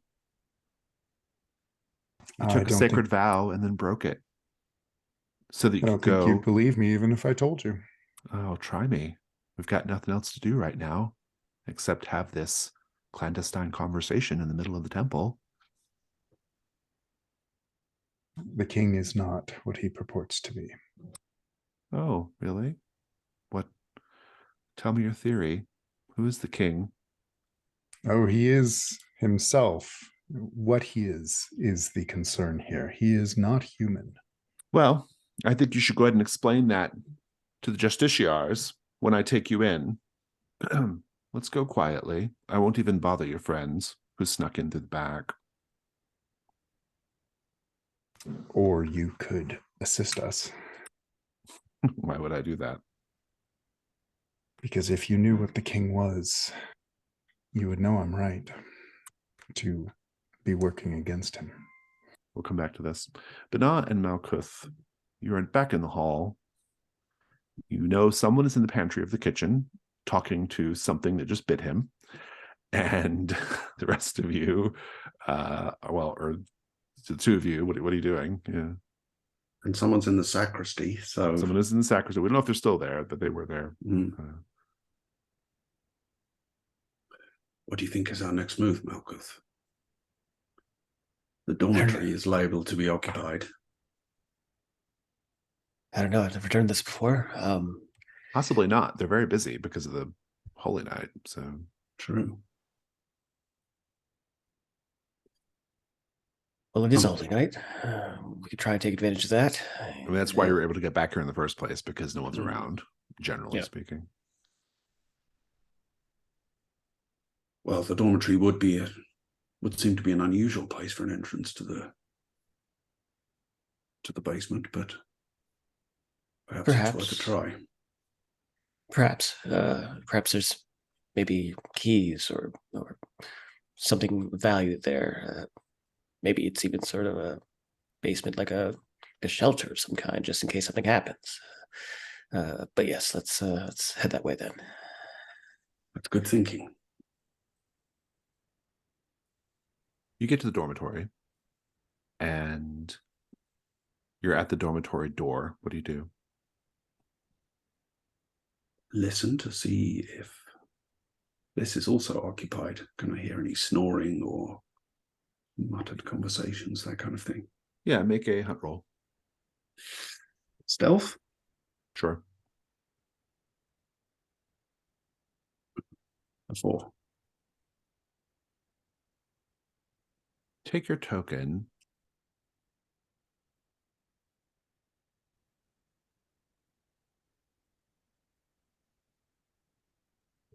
You hear just on the other side of the door a whispered prayer.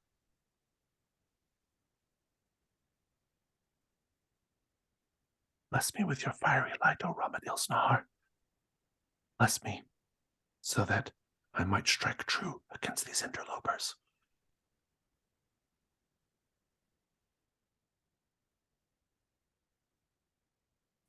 I signal to Malkuth and, as quietly as possible, draw my sword. Malkuth will just he'll start to unsheath his unhook his warhammer, looking very concerned though that there's about to be a fight, or potentially a fight. And I think I'll start to back away from the door toward the one place we haven't been yet. in the hope that we can either hide there or get lucky and find the way down. Common room. Mm-hmm. As we're heading over there, Malkuth will whisper, so wait, what did you hear? Why do we have weapons in our hands right now? I think someone knows we are here. Oh, it's not very good, is it? It is not how I'd hoped things would proceed. Well, it's I the wonder common where- room then. Where that distraction Magda and Cassian were supposed to create has got to.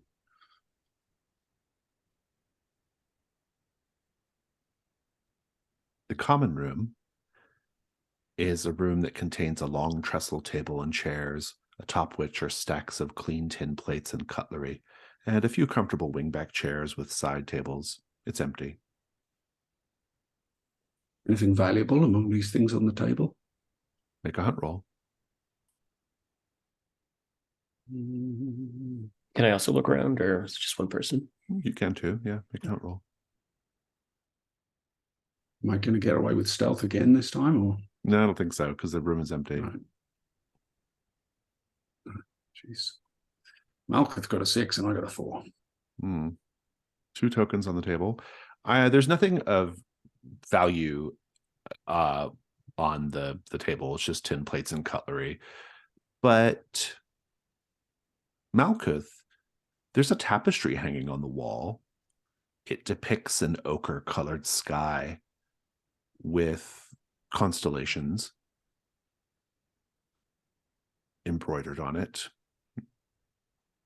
It's crafted of silk with gold and silver embroidery and looks very, very valuable. He'll take a look at it, and I think on this, he'll see amongst one of those constellations, he'll see that constellation from his youth, Silver Serpent, weaving in and out between all these different constellations, and his hackles go up, and he looks back to see what Banah is doing, but then looks back to the tapestry and is kind of transfixed by it.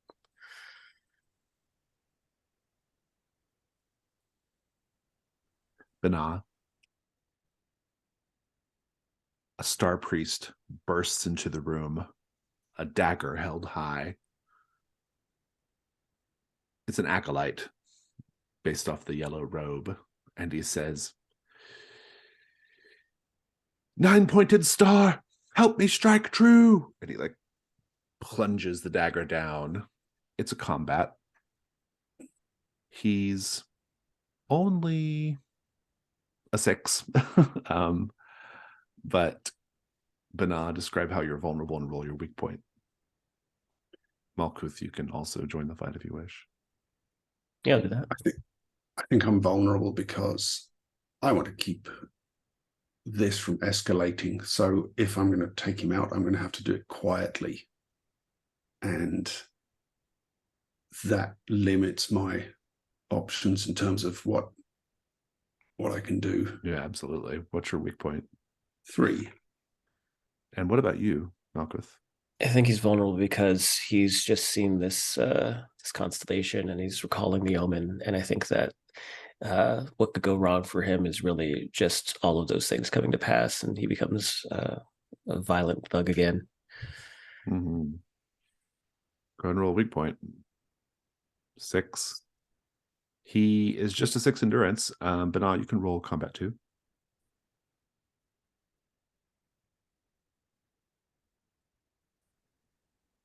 5 and 4. 9. 9. Neither weak point was hit either, so that's good. Go ahead and describe how you take him out.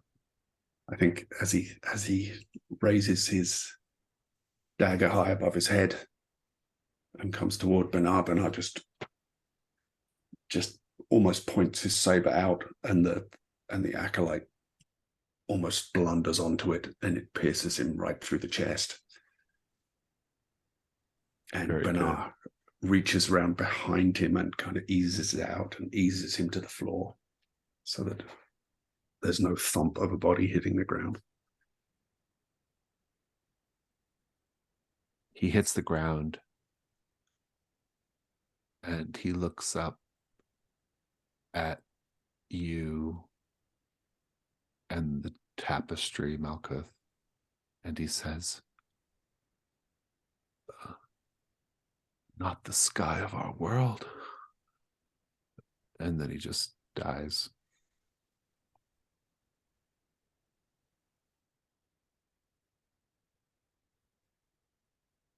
So what do we do with him?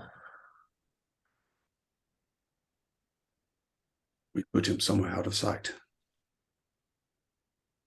Help me care. You take his legs. I've got it. And he'll just hoist him up in one fell swoop, just cradle him on his shoulders.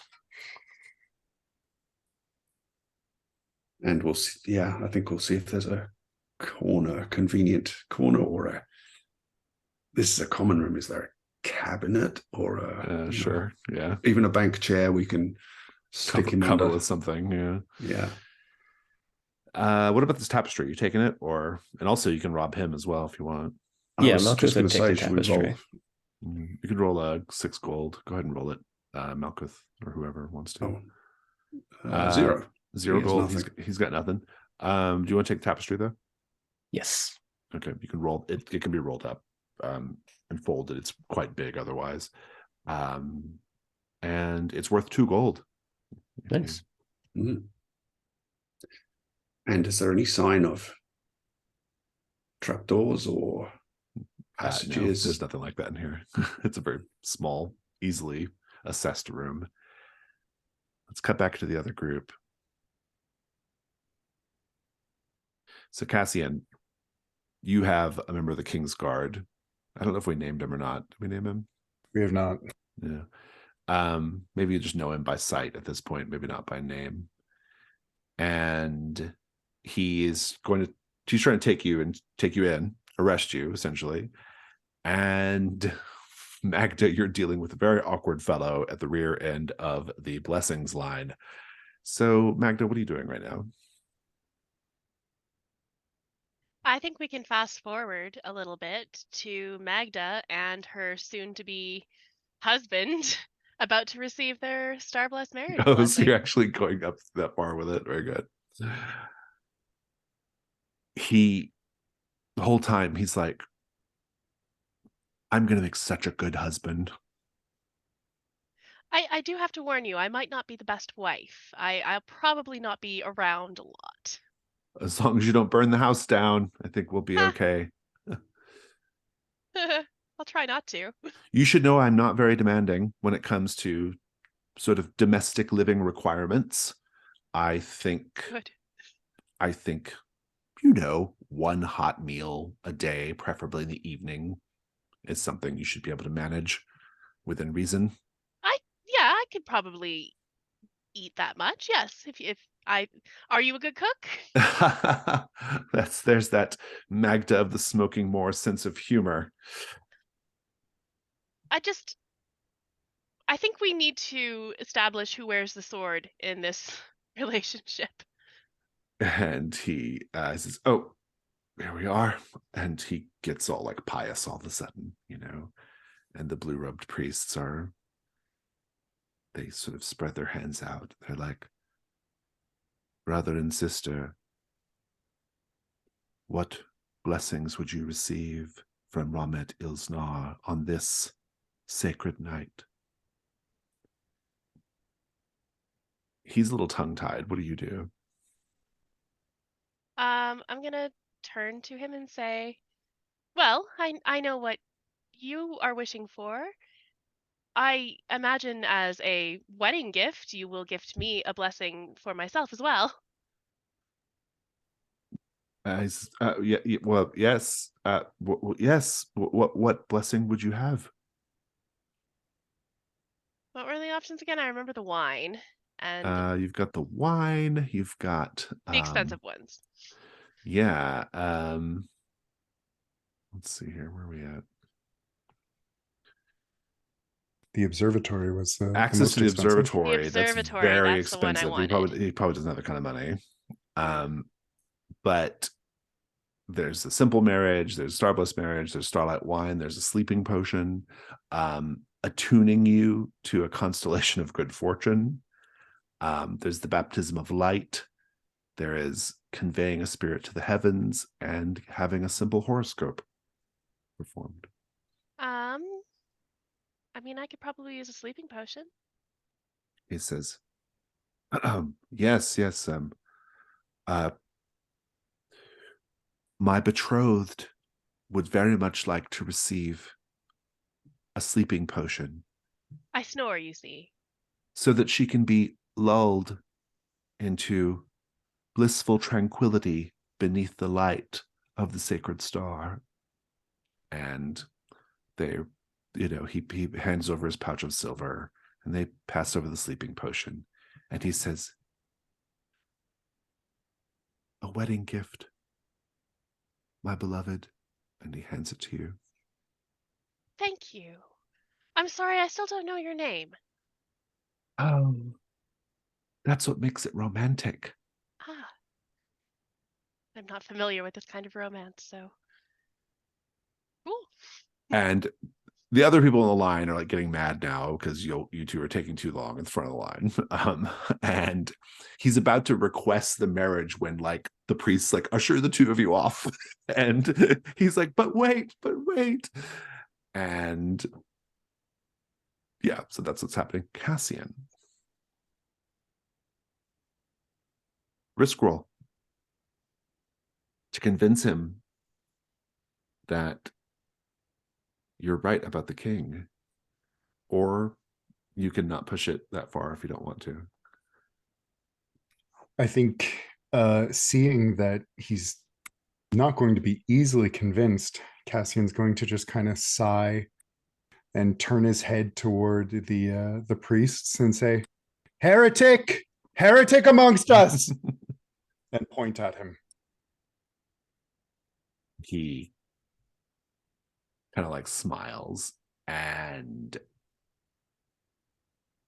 there's a lot of like chaos and consternation, and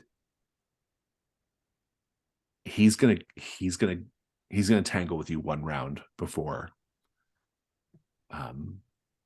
he just abandons the plan and comes back with help. How are you vulnerable? I am trying to not I'm trying to slip away as this is going on, so it's not my primary focus. He's an endurance 7. Go ahead and roll point.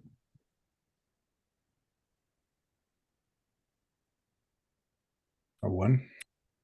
Do a combat 1, see if he gets a blow on you. He does not. Just describe your escape.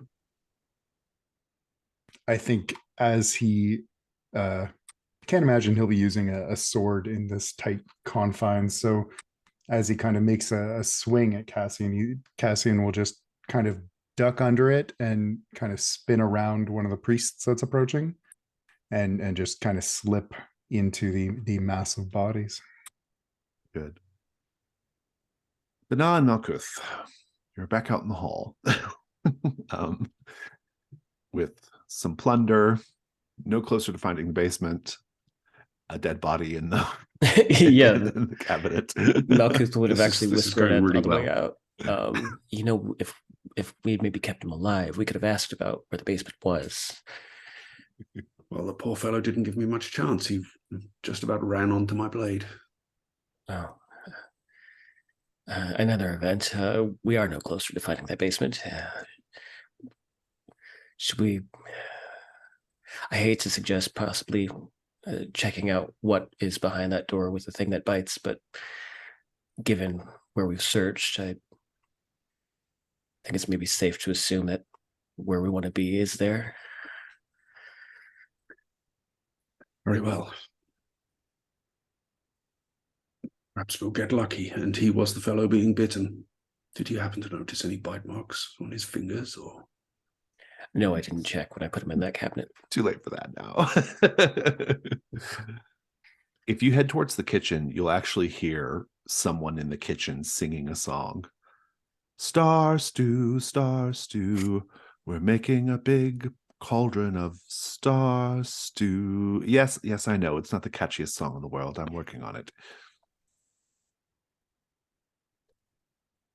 No, I thought it was great. Do you say that to the person in the Yeah, kitchen? yeah. I think that Malkuth thinks this person is talking to them or addressing them. He turns and he looks at you, and you can't see what it is, but he puts something in his pocket. And he's not wearing a priest robe. He's just a guy. He might be a priest, but he's not. But he's cooking. So he says, "Oh, who are you?" Oh, we're here with Maintenance, the deliveries for the feast. maintenance and deliveries. Yeah.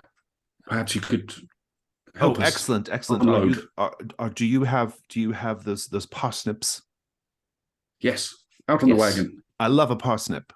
And he says, "Come along then," to whatever's in his pocket. And they go out to the hall, and he's going out to the back entrance. And what do you do? There are no parsnips back there.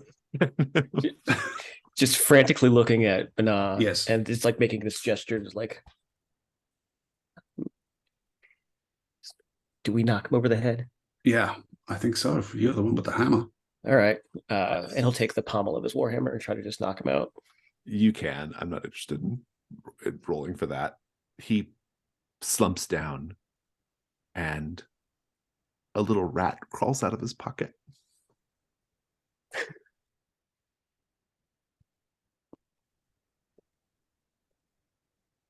Is there anything in particular about this rat that's noteworthy? Not at a glance, no.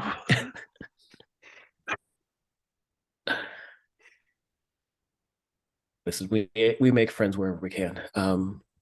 Okay, I can then. put this. I'll grab his feet and drag him inside the kitchen and close the The door. rat is by the guy's face. He's unconscious and is like pawing at his face, like trying to get him to wake up. He'll wake up. Don't worry. Malkuth will kneel down towards the rat, just try to reassure him. Bana, what are you doing right now? I'm dragging this unconscious body by the feet into the kitchen and closing the door. Done and done. Done what? And then looking around looking at that pantry door where we presume he was earlier, and see if well, first off, we should find a way to bind his hands and feet and gag him, and then we'll stuff him out of sight in the pantry or wherever it's convenient, and then look for a way down. Yeah, I suppose if he's wearing like maybe an apron or something like that, just like tearing off strips to bind and gag. You can bind him. While one person's binding him, the other can be looking in the pantry. There's nothing in the pantry but pantry items. Foodstuffs, at a glance, anyway. Sacks of flour, that kind of thing. There is something boiling away in the cauldron as well. Star stew, presumably.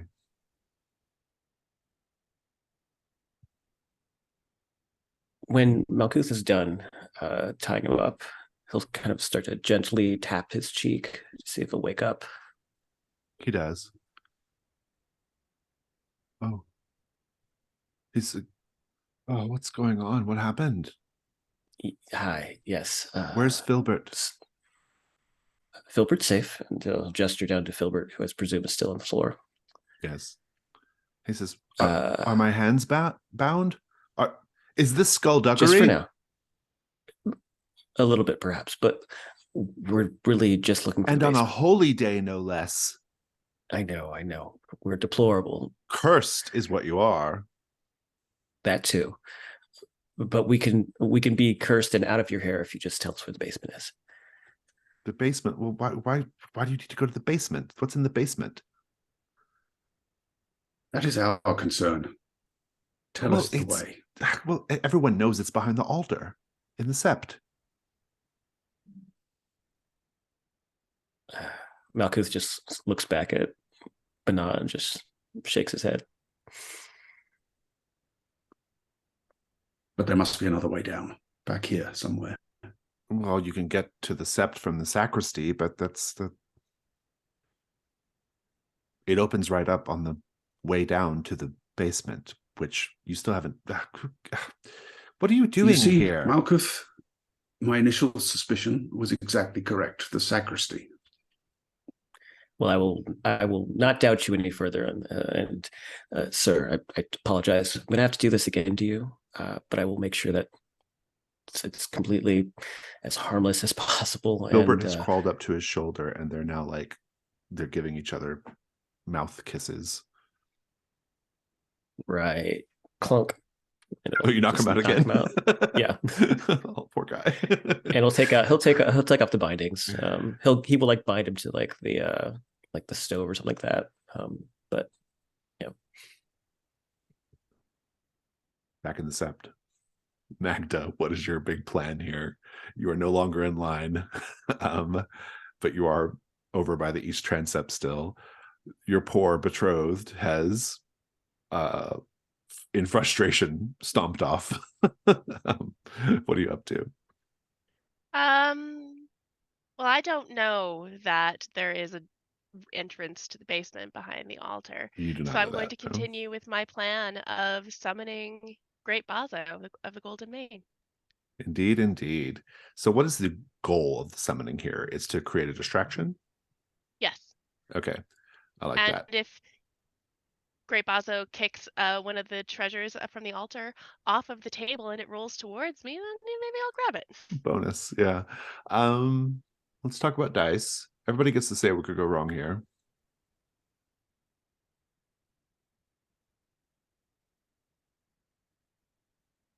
Somehow the light from the Peerless Star affects the ritual and creates a monstrosity instead of the Great Bazo. I was thinking the light from the star would kind of color the Great Bazo to be like the star, and it would not distract but draw attention to us. I'm going to second Jack's monster thing. Yeah, I was thinking somehow they realize that you're the source of this, this incantation. They notice you casting it, so it serves to draw attention to you rather than distracting. Do you have a relevant skill or piece of equipment that will help you with this ritual, Magda? I have a skill of surprise, and I'm trying and to tactics surprise too, I everyone. would say. Yeah. I like it. You've got one light die. Devil's bargain. Everyone can make an offer.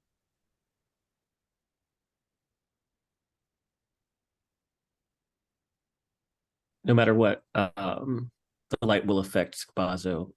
He'll become a monstrosity sometimes, not all the time, but just sometimes.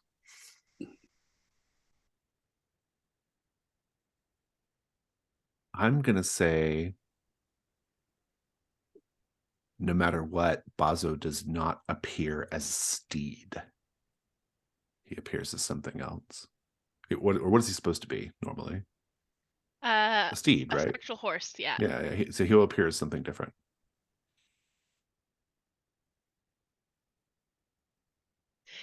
I would like to combine those. Yes. Are there any other offers on the table? I don't think I have anything better than that. I think I know what you have in mind for the form, so I'm interested to see that. Me too. I can interpret. I can incorporate both into the interpretation if you want to take that. Yeah, I think that You have 2 light fun. dice and do a dark die as well.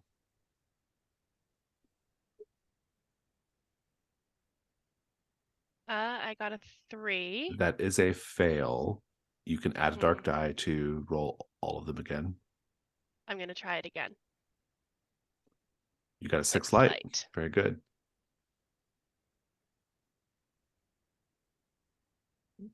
Give me the manner of the ritual, and then I'll describe what the Great Bazo looks like.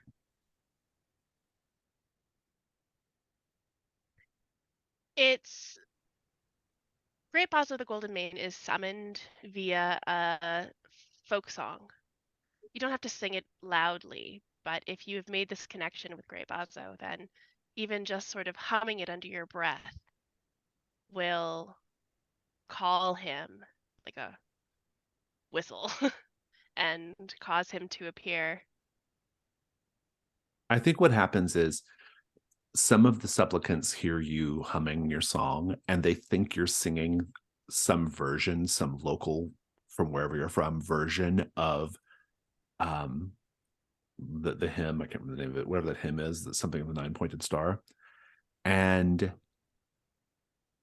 the nine points of glory. They think you're singing the 9 points of glory, and so they all start taking up the song of the 9 points of glory as you're singing your song. The great Bazo is summoned, but it takes the form of an enormous pale yellow glowing serpent that wraps around the room. It still has a mane of flowing hair, despite the fact it's a snake.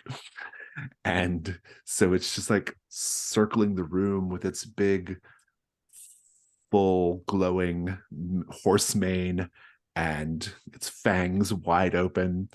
It grows wings at one point. It's very, very like metal in its way. And everyone, all the people just like fall to their knees. They believe that this is a miracle. This is a divine intervention. This is Ramat Ilznar showing a sign to the priests. Even the priests fall to their knees in worship. And there's just a loud cacophony of the 9 points of glory filling the temple. And the great Bazo opens up its fangs and lets out the cry of an eagle for some reason. And that's where we will end the session for today. Outstanding. Let's go to stars and wishes. Whoever wants to go first, take it away.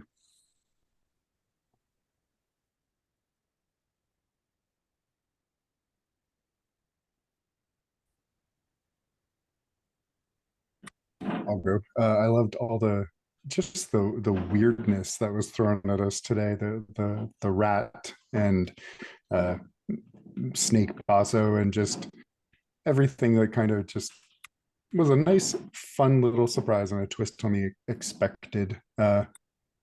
So star for that. I really liked Malkuth's interactions with the rat and the cook. That yeah, just perfect.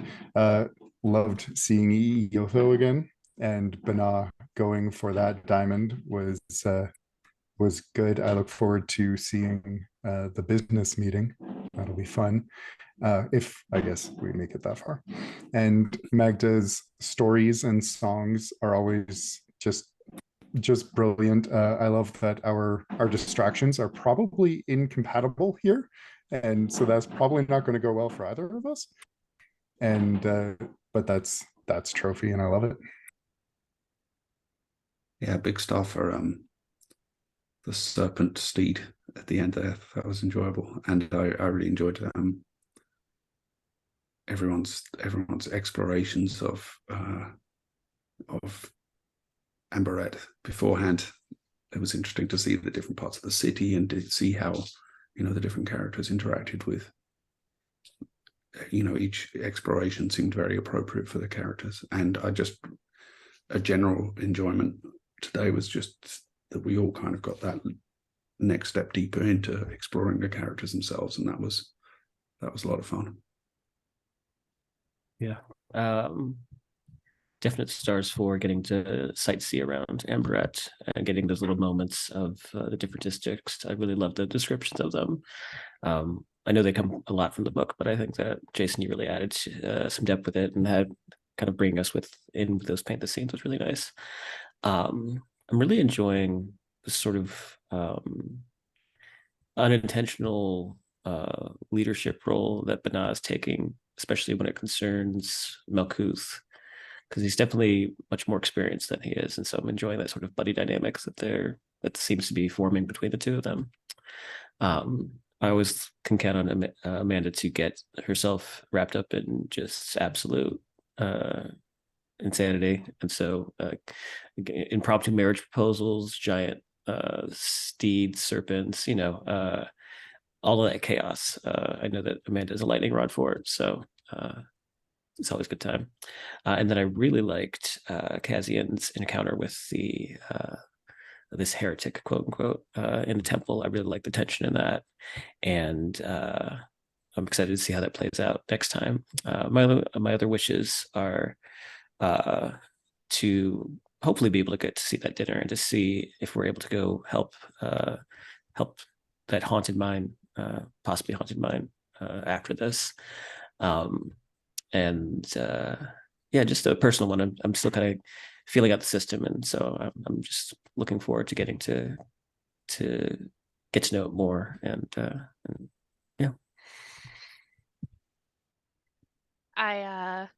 yeah, I second everything everyone's said so far. I really liked the paint the scenes in this session. I thought they were, I don't know, they really added a lot of depth to the world, and everyone did such a great job. So they were a big high point for me. Jason, you said a line that I really liked too. When the guy died and you said, "Not the sky of our world," I was like, that's a line. That's a cool last thing to say. um, Put that on like a tombstone. It'd be pretty cool. So I really like that. I loved the weird snake buzz. Oh, that was wonderful. I loved all the scene in the bathhouse. That was just, I don't know. I could see that movie. It was really great. I liked all the character depth and all the interactions. This was just a really fun session, and I can't wait to see what happens. I don't really have a wish right now. Yeah, this is a really fun session. I enjoyed I really enjoyed just like the kind of the vividness of the session. Like, I think everybody's answers to the paint the scene questions were a big part of that. I also love that we got to, we got like a little glimpse of Fort, whatever it's called, the fort that you were at, and then there was like, the little bit of the boat journey. Like, we didn't spend too much time on those, but I felt like we got just a taste, and it was nice. And then when we got to Amberet, it really just started to like kind of unfurl in this really cool way. Just everything felt so textured and vivid in my mind. And so that was really great. And it was such a good interplay between like what Loom is telling me, how I'm interpreting the things from Loom, how you're all answering paint the scene questions, and also like the dice are doing a certain thing too by introducing certain elements like the kingsguard and all that. So like there was just a really nice like interplay of all the systems and things going on in Trophy, which was really fun. I also thought the tone of this was quite good, especially when you got to the temple. It became this like the incursion itself is very swords and sorcery more than like dark fantasy anyway. And so it does have that kind of like Faward and the Grey Mouser like kind of like tone to it, and so that was kind of fun. And I was even kind of having a joke with that by having the rat in the guy's pocket. There's this lightness to it, right? Like the star priests are not dangerous. Like they're just like people, who are doing a job, and you're just there invading their home. But of course you haven't gone any lower, so who knows what lies below. Maybe this is just a feint for something really awful waiting for you in the catacombs, right? So I like that kind of, it feels like the sort of inhalation before we exhale and see what lies below. So yeah, just a good time. A lot of great character moments. I enjoyed the little the marriage proposal scene with Magda. That was very fun to role play. I also really enjoyed Malkuth and Filbert and the cook. The Kingsguard thing was very fun. And yeah, and Bana, I like the scene with Iotho and Bana was really good, because I'm clearly like I'm trying to lay down a branch, a path for the group to follow, right? Like, you can see what Iotho wants, you can, or not, you can go straight back to Fort Durin, but maybe you see what Yotho wants and see what happens there. So that's just really fun. And it was just a good scene too. I've actually run this like character and this particular scene in other games, not even just Trophy, but like in Dungeon World and stuff. And like no one ever takes him up on diving for the jewel, right? No one ever does it. But you did it because you have a ritual that lets you cheat. Yeah, that ritual was just right, like it was like perfect. perfect. Yeah. So it's just fun to see that. I think that was really great. And of course, the Otho probably knows you cheated, but he like is the type that like respects that more than like, you know, would get upset about it. So yeah. And wishes, yeah. Well, you know, I'm excited for you all to get deeper into the Temple of the Peerless Star. So yeah. I think my one wish is that thread we found just as we were entering the Temple of the Peerless Star, where Renar knows somebody who is an acolyte there. Mm-hmm. It'll be fun if that comes up at some point. Absolutely. And I'm also, just as a wish, looking forward to more of these omens. I'm really enjoying developing those and figuring out how those kind of fit into the bigger picture. Yeah, absolutely. Cool. Are there any other stars or wishes? Okay. In that case, let's wave goodbye.